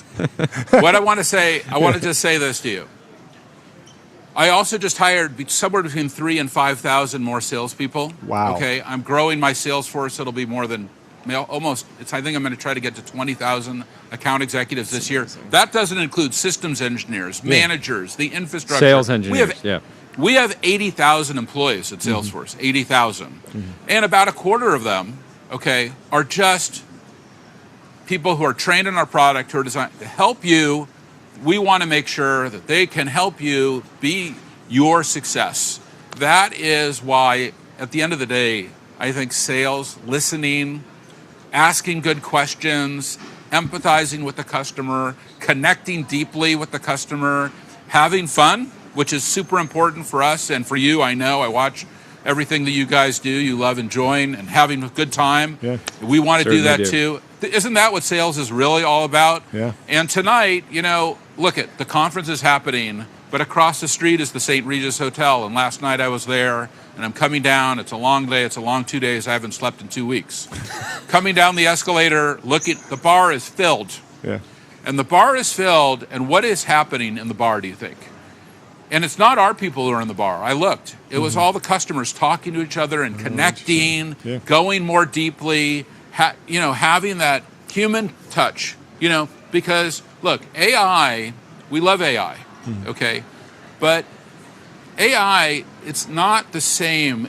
AI doesn't have a soul. It's not that human connectivity. It's not, at our depth, AI is not born. It's, AI is made. So, there's a humanity that still needs to be nurtured. And people want to buy from people. And grown. People want to buy from people. Thank you. I mean, that is what it's all about. Yeah. And that's why I think sales actually is. And you can see right here, my job right now is to sell you, to come to Dreamforce, but also to look at our products, to, of course, sell you our core values. I love it. That's my job right now, right? Yeah. That is my job. Yeah. And how quickly can you clock if somebody's going to be great at sales? Does it take you like 20 seconds, 30 seconds, a minute? We've all seen, we just had a great conversation about Mr. Beast. Yeah. Would you say, on a scale of 1 to 10, the 10 is one of the best communicators, most aggressive salespeople in the world? Where would you put him, 1 or 10? 10. 10. 10. Yeah. And boom, that is important. And I think that is, and you see like all of a sudden you're watching this thing, one of the games is happening, he's buried somebody underground for 2 years or something, and they're digging the person up, are you still alive, whatever, and then just as they break, they go, and one more thing, I've got a chocolate bar to sell you, and this is the best chocolate bar you have ever tasted. Let me have the guys coming out of the ground now. Hey, will you try this chocolate? What do you think? Look, I've been underground for 2 years. This is the best chocolate I have ever had. I mean, he has to be one of the great communicators, but also one of the greatest salesmen I have ever seen. Is that valuable in the age of AI? 100%. Absolutely. 100%. Absolutely. All right. Where do you get, last question, where do you get your energy? It's off the charts. It's incredible. I'm getting it right now from you guys are obviously totally off charts. And I'm just vibing. I am so tired, so trashed.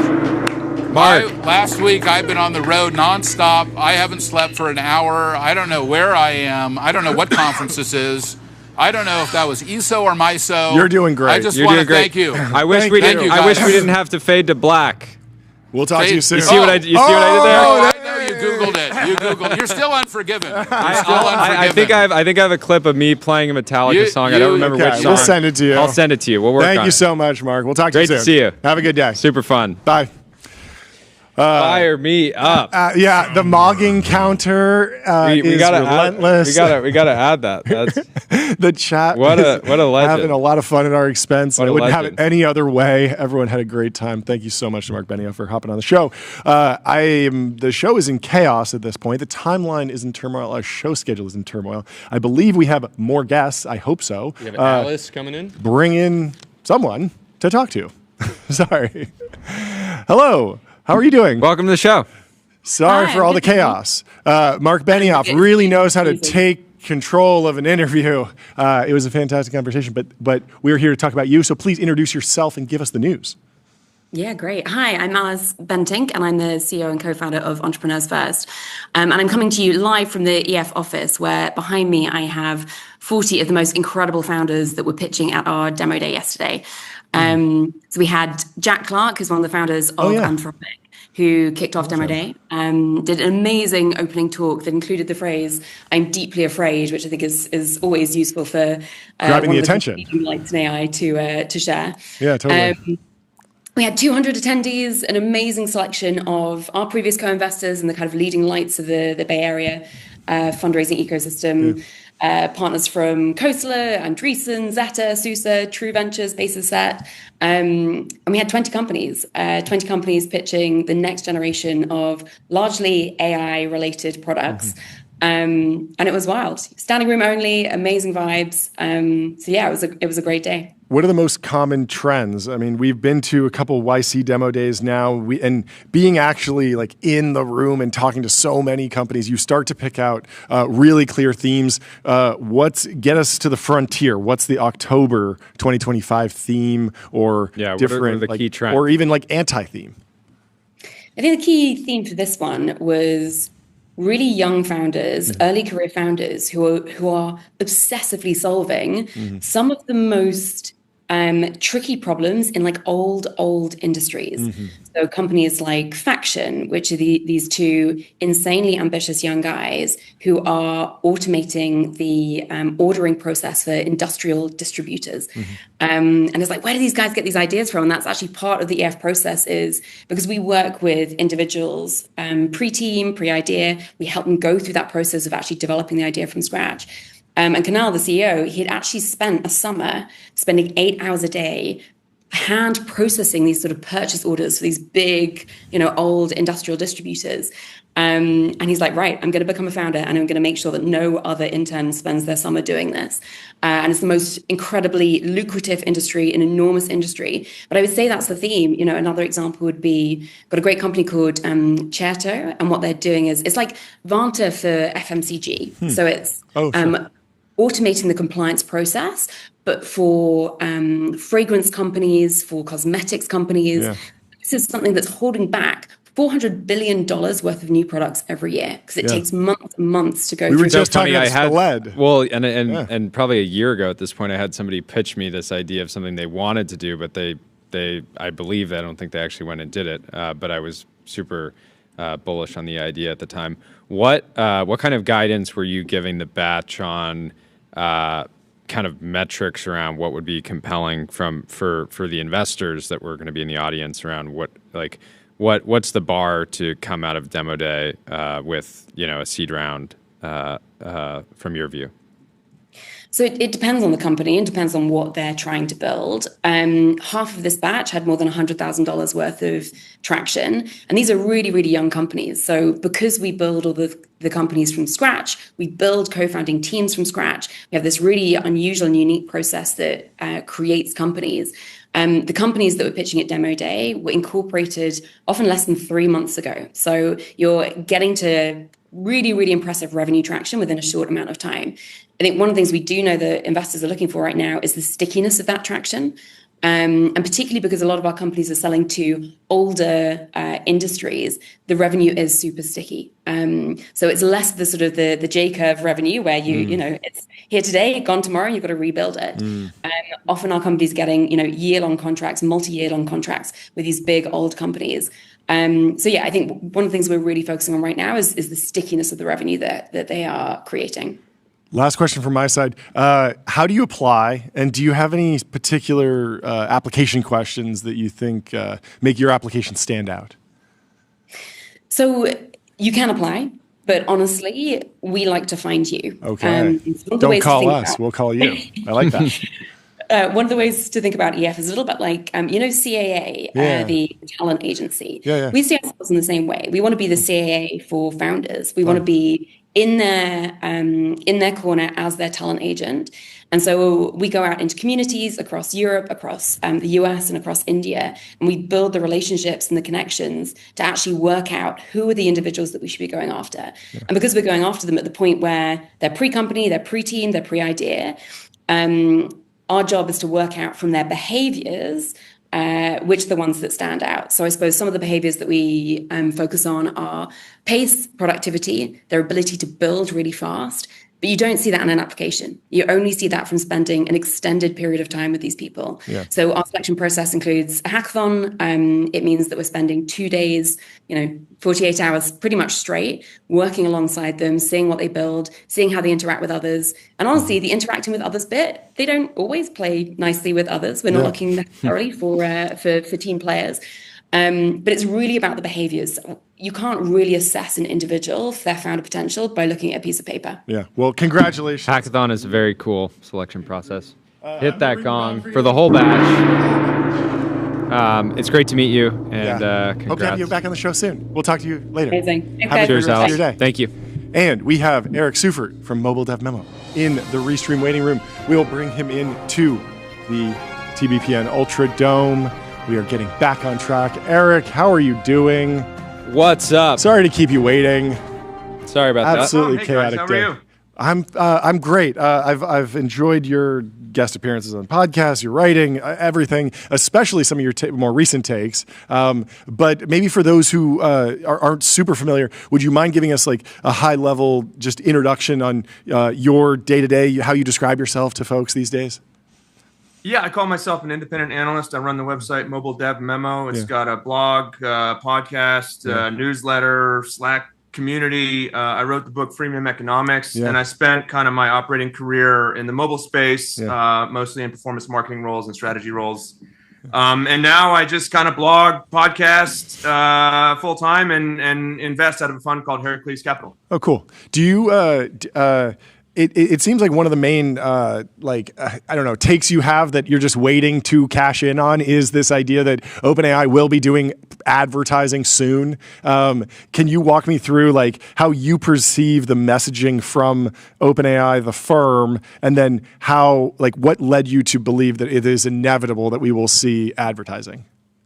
Yeah, that's my modus operandi is strong opinions forcefully stated. And I've said very forcefully, OpenAI will monetize with ads. I wrote a piece in May. The title was obviously OpenAI will monetize with advertising. And here's where I think the sort of like most profound clue has been, right? So Sam Altman in Ben's podcast last week, Ben Thompson, he said he pulled off like a rhetorical sleight of hand, right? He said like, hey, look, we're not really considering ads. But I really love what Instagram does. Yeah. Those aren't ads. We wouldn't do ads. Ads are a tax, but I love what Instagram does. Instagram has surfaced relevant products to me, and I bought products from those ads. Those aren't ads. That's a separate thing. Those are improving my life. Concept. That's discovery. That improves my life. Ads by definition, deteriorate engagement, but these I extract value from. Right. And that was a Spencer Neumann moment. Totally. That was the Spencer Neumann moment. So Spencer Neumann, Netflix CFO, March 2022, Morgan Stanley TMT conference. He said, look, it's not like we have religion against advertising. It's not in our plans right now, but never say never, but it's not in our plan. It's not like we have religion against advertising. That was the Spencer Neumann moment. That was March 2022. When did Netflix launch ads? November 2022, 8 months later. Obviously, they were already working on it. Right. And by the way, I would dispute that statement that it's not like we have religion against ads. They very much exhibited religion against ads for years and years and years up to that point. But that was a tipping point. That was a tipping point when they indicated to the market that ads are coming. They're inevitable. I've said ads are inevitable with OpenAI, with ChatGPT. I said yesterday they're ineluctable. I got made fun of for using that word. I've used it a lot, by the way. But they're inevitable. They're coming. And I think they've been working on that for some time. Here's what do you think about ads where you pay for something and still get ads? Because for me, I signed up for some HBO plan a while ago, and I thought I was signing up to not have ads. And now I've been a little bit lazy. I usually watch TV before I'm falling asleep. And when I get it, like a series of when I get 4 minutes of ads before HBO and I'm paying for the product, that's to me a really bad user experience. Well, I mean, it's a choice. I mean, there's trade-offs, right? I think so with any digital product that has the capability of becoming having a humanity-spanning TAM, the imperative is to reduce consumer surplus to as close to zero as you can, right? Because that gives everyone an accessible price point, right? For some people, the only accessible price point is zero, right? Now, for some people, now you have to weigh that against perception, right? And there's perception risk. Like Netflix, I had sort of argued at one point that I thought Netflix should go fast, so free ad-supported tier, and just drop the price point to zero and have ads. Now I've changed my mind on that. I don't think they should do that. Just because it would deteriorate the perception of the brand, right? They have a perception of being like a high quality, content studio, right? And so I think that would be a mistake for them to do. So it's just a trade-off, right? Do you want to maximize TAM or do you want to sort of preserve some other asset? In Netflix's case, it's the perception of being like a high quality service. I don't think ChatGPT has that risk, right? So I think ChatGPT can introduce. So first of all, when we talk about ads in ChatGPT, we're not talking about ads in the paid tier. Just want to be clear about that. We're talking about ads in the free tier, right? And so that's kind of what I was getting at. It's like if I'm on the $200 a month plan and I'm getting slammed with ads, like people are going to be really mad about that. But for people that are on the free tier, seems very fair. Well, I mean, that would create a lot of animosity on the $200 tier. But I think, yesterday, the Financial Times posted some data about OpenAI. So 800 million users, we knew that. 5% are paying, right? So you got 40 million paying users.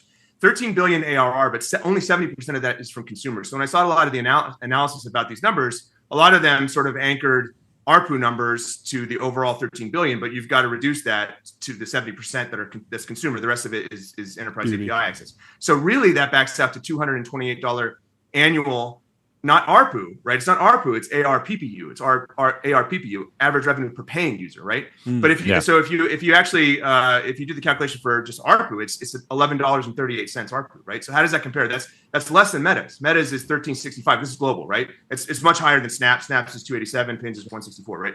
But I mean, the thing is they're pretty close to Meta's, right? On an ARPU basis. Now, those 70%, the 95% of non-paying users are essentially freeloading, right? Now, the issue with OpenAI for that, and we saw that in the numbers as well, is that inference isn't free. Inference has marginal cost of providing that good, and so they have to find some way to close that gap. And I think introducing ads to the free tier will not meaningfully impact engagement. I think it could be additive to engagement. I think if you look at a ChatGPT chat, it kind of feels like a feed. I think the real challenge with ChatGPT, and I've seen a lot of conversations about, well, the difficulty is going to be the attribution, or it's going to be the sort of middleware that connects things. I think that's mostly a solved problem. I don't think attribution is going to be any different.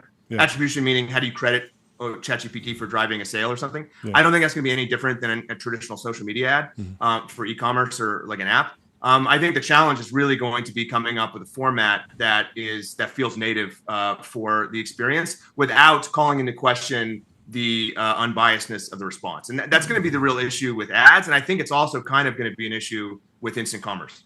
Yeah, walk me through when do we get to the line of, as we're rolling out ad products at OpenAI, hypothetically, when do we get to the, okay, there's backlash, that's too far. It feels like if I see just an ad in the Sora feed, that feels very native to Instagram. If I see an ad in my Pulse news feed, that feels very native. That seems very reasonable. But if I ask it for what are the best paper towels and it shows me an ad and it feels like the ads team is actually influencing the editorial, if you could call it that. It feels like the because right now you're getting the average product wall, recommendation right? from Reddit, right? Yeah. And then if they start to put their kind of they start to kind of tilt the scale. What are the landmines in terms of like just describing the nature of the firewall between the results when you ask ChatGPT a direct question and ads?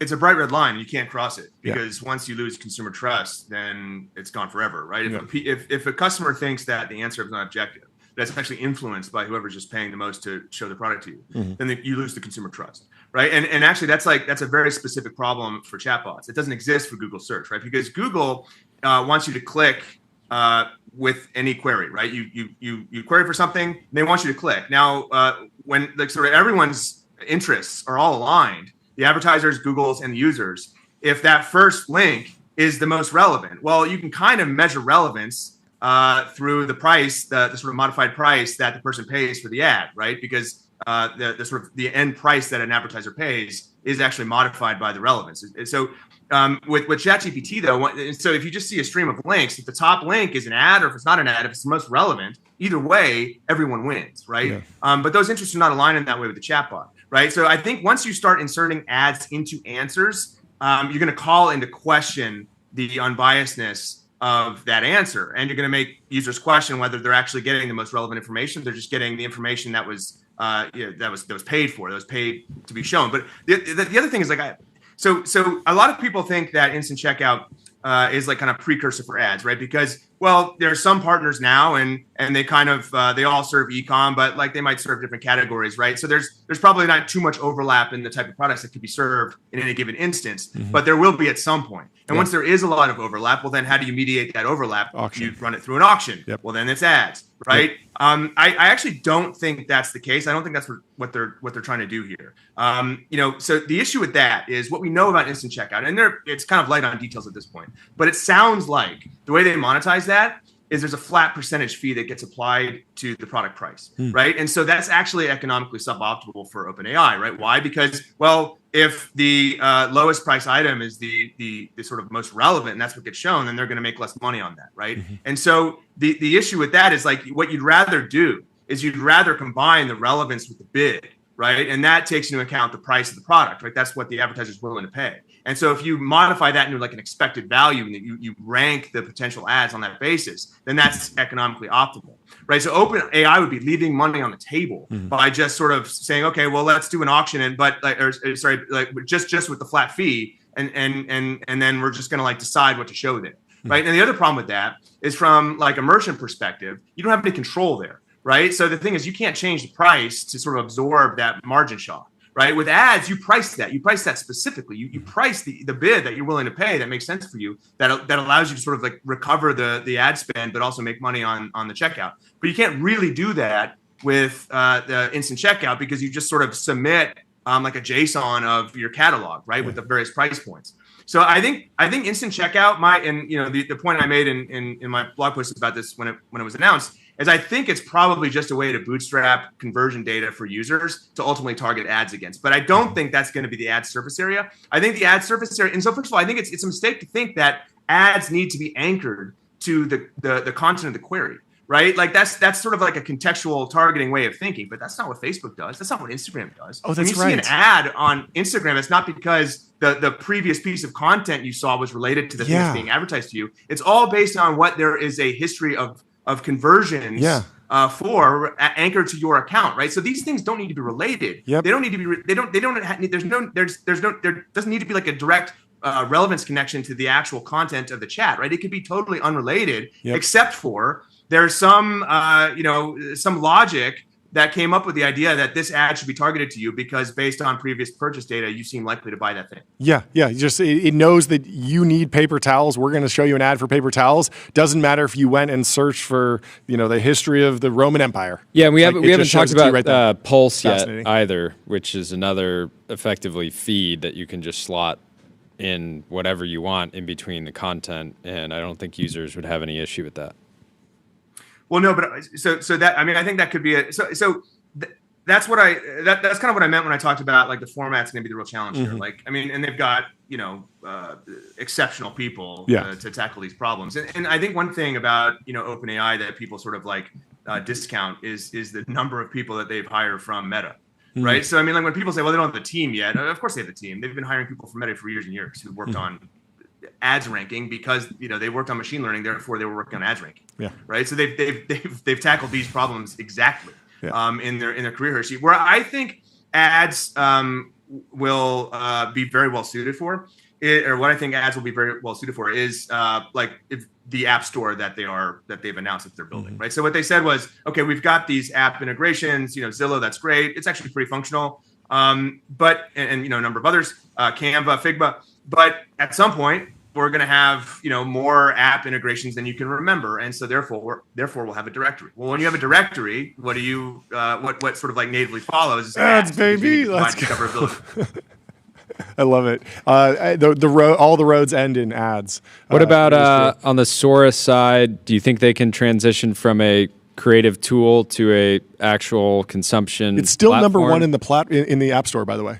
Yeah, it's fascinating. Yeah, it's very sticky. No, so I think I've worked in mobile for too long to be like very optimistic about the staying power of an app that's been number one for like a week or even 2 weeks, we had this conversation earlier where I was like, I still put it at like I would say like a 10% chance that it becomes a content consumption platform that people are spending like on the hours order and of hours Snapchat or Pinterest or a week.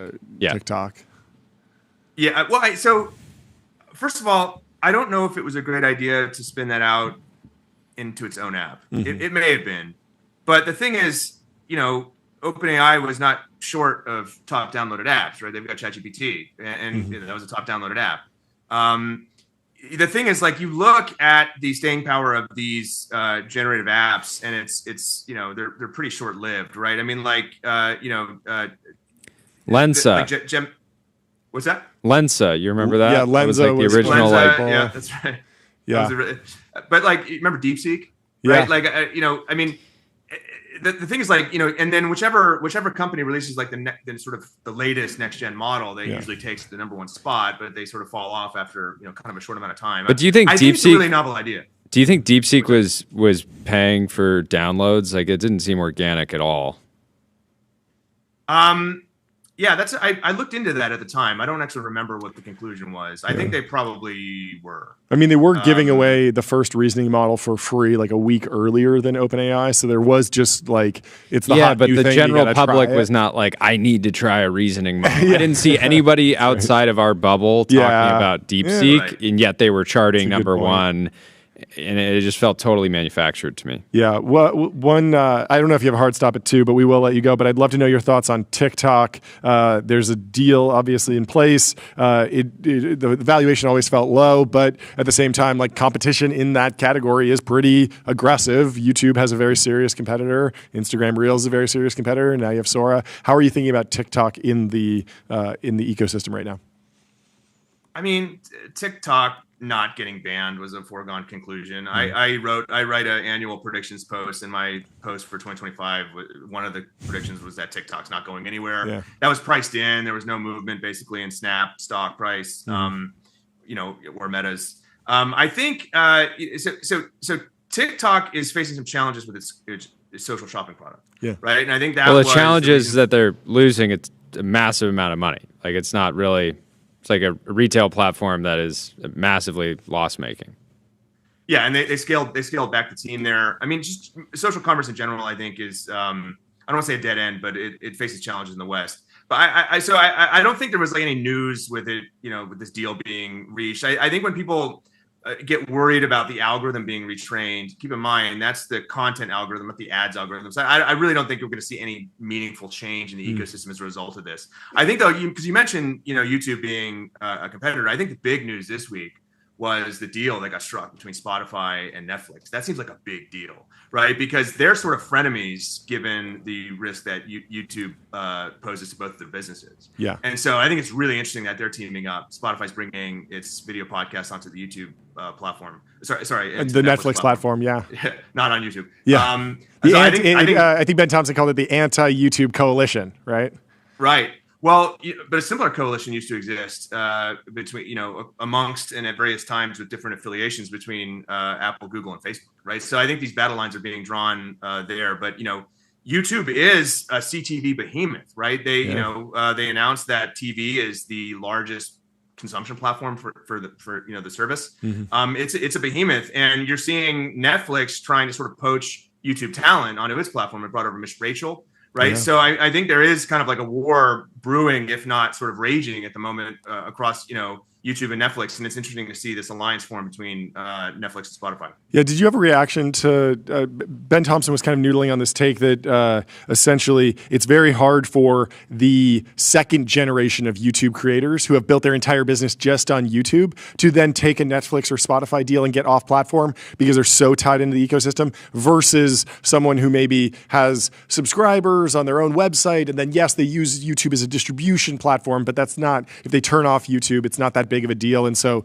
the loose pitch as I was interpreting it was that Netflix and Spotify would kind of run out of talent to poach from YouTube because the next generation was so locked in. It could be, but it depends on the structure of the deal, right? So when Miss Rachel went to Netflix, she wasn't forced to shut down her YouTube channel. She could continue to monetize that content. And actually, she didn't even make any new content for Netflix. That's why it was such a win for Netflix. I mean, we don't know what they paid her, but she just took this content that was extant and brought it over to Netflix. They packaged it up into a short season, and essentially just got paid for double dipping into her existing content. Yeah, that's pretty remarkable. Last question, and then we'd love to have you back on because this was an awesome conversation. Awesome.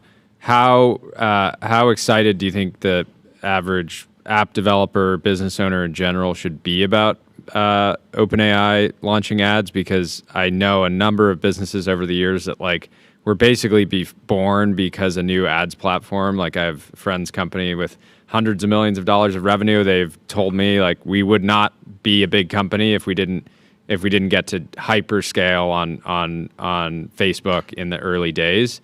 And so I assume OpenAI will want to make the ads product cheap and performant early on to just drive this huge influx of volume. But I'm curious what you think the opportunity will be early.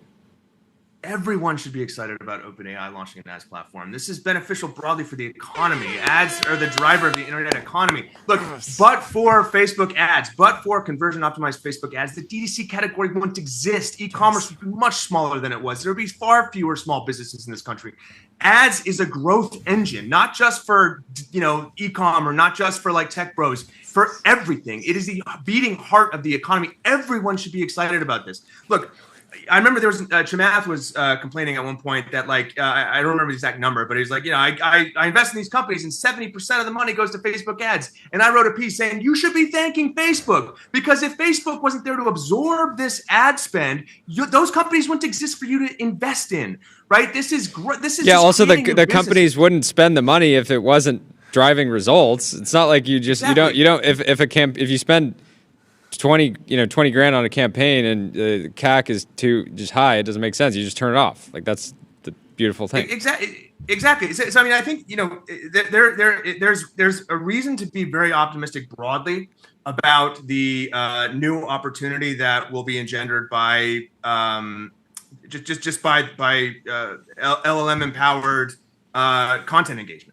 right? Or AI empowered content engagement. It doesn't have to be just LLMs. But I think like where people get mixed up is they think, well, these ads need to be different. There's some different way to sort of integrate ads. Well, no, the formats need to be unique and they need to feel native, but ads are ads, right? If you drive performance and you get conversion feedback and you get the feedback loop going and you deliver more value than you were paid, right? There's compounding there and it grows the economy. So I'm super excited. I call this commerce at the limit because I think and a lot of this technology is not being applied to the consumer facing side of things. It's getting applied to the back end, right? So that's what annoyed me about Facebook's last earnings or Meta's last earnings, because people are like, oh, look at all these big projects. Gem, Andromeda, Lattice drove 3% improvement to click-through rate or 2%. You know how massive that is at that scale, how meaningful? But the other thing people ignore is that compounds. Every time I spend $1 and I get more back, what do I invest the next time? Not $1. Right? I invest what I got back. So it's more and it compounds over time. I'm going to make more money and it's going to grow over time. So that 2 or 3% this quarter will it also exist the next time that money's recycled, right? And also those products are not static. They're not frozen in time. They will also continue to improve. So the thing is like these products, and this is all on the back end. This is not seen by consumers, but this is where a lot of the investment is going. And so people talk about the CapEx, like the CapEx is delivering real returns. What are you complaining about? And the thing is like that's driving real returns, but it's driving more spend. It's driving compounding spend. And that's where a lot of the investment's going. So I think there's reasons to be excited across a number of service areas here, and it's not just the consumer-facing side. This is amazing. Thank you so Incredible much. rant. I feel like I just got let's get you back on the schedule next week. We have to have you back. This is incredible. Awesome. Thank you so much for stopping by, taking the time out of your day. I learned really a lot. Enjoyed it. Mostly, I just got fired up. This was incredible. Thank you, Eric. Thank you. Take care, guys, and congrats on all the success. It's well-deserved. The New York Times profile, Mike Isaac, that's the big leagues. We survived. We survived. We survived. Thank you. Great to see you. We'll talk to you soon. Cheers. Have a good one. That was and like one last guest Pim before we get from General with London Intuition. We got to hop on with London in just a few minutes. But Pim is in the Restream waiting room, and now he's in the TBPN Ultra Dome. Welcome to the show. Sorry for keeping you waiting. Give us the news. Yeah, we've raised $133 million, 0.7 because we're gamers. 0.7. Congratulations. 0.7, yeah, to build general agents for environments that require deep spatial temporal reasoning. 1337 lead. This is a gamer reference. Tell me about didn't you make money as a gamer at like 18 or something like that? Yeah. That story right? I grew up with Tourette's, so I didn't really do much other than playing video games as a kid, and built the largest private server on RuneScape when I was a teenager. Did about $1.5 million in revenue by the time I turned 18 years old. Yeah, it was pretty funny. And that's incredible. I mean, people come by with $100 million fundraisers all the time, but that is extremely. Well, we don't see $133.7 million seeds that is special. Day. So thank you so much for taking the time. Let's actually dive into the company. Tell me more about what you're building. Yeah, so we're building general agents for environments that require deep spatial temporal reasoning. So what this means is, like, look at drones, for instance, robotic arms, they all ship with game controllers already. So there's this general interface for applications that's already in all the robotics where we don't need to reinvent the wheel. And so the bet that we're taking is that we can train these foundation models on so much diversity represented in all the gaming data, which increasingly looks more realistic, right, as physics engines get better, and that we can transfer to novel environments with very, very minimal new data. And we're seeing the scaling for this happening now. It's very, very clear we can do this. One application that we're going after. So after doing RuneScape, I worked at Doctors Without Borders. I spent 3 years there, and so one of the applications that we're excited about is search and rescue drones, which is basically decoupling the need for humans to even be observing, and it can basically cover a lot more space a lot more quickly if you have general agents that can navigate these types of environments. So the future of search and rescue is, in your vision, like drone swarms that get, let's say somebody's on a hike, they get lost, you'd be able to launch a swarm and cover 100 square miles in an hour. Yeah, I suspect there will still be like VLMs on the other side initially that sort of analyze footage and sort of process information. But yeah, I think the bottleneck is just make these things not stupidly run into things, to be honest. Like it's not that's so that's what we're focused on right now, is just general navigation for novel environments in devices that have gaming inputs represented specifically. And that's the key, right? Because you have these inputs that already gamers use to control in all these like very diverse environments inside video games, including things like drones, right? That then the agent only has to adapt to an environment, not a new action space. And so the bet is that transfers. What are some other specific categories that are exciting to you, or types of companies? So look at it this way. The model sits in a general action space, meaning that it has an understanding of how different actions relate to the world that it's acting in.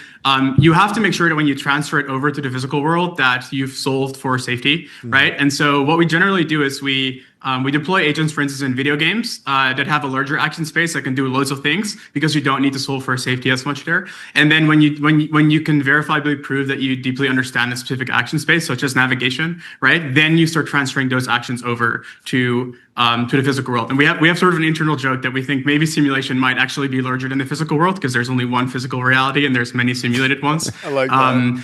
And so so our take is, so we're already working with game developers to get these models deployed into their games, which means like much more fun playing video games. And then it's also a great flywheel, right? Because if we can verifiably prove that these models are performing great against game players, then that's a great benchmark to also start transferring out to other environments. Walk through the usefulness of something like Unreal Engine versus, I'm going to mispronounce it, Gaussian splatting, and then a Genie 3 style, like generative world model where you're generating the frames on the fly. Yeah. We've heard about a lot of companies using all three of those, mixing them together, focusing on one or the other. Are you particularly bullish or bearish on individual one of those technologies? I've thought about this question a lot. I went through the depths of trying to actually start building my own physics engines, like actually understand this from first principles. So I'm going to try. I might take a little bit. Let's give it up for first principles. Yes, love it.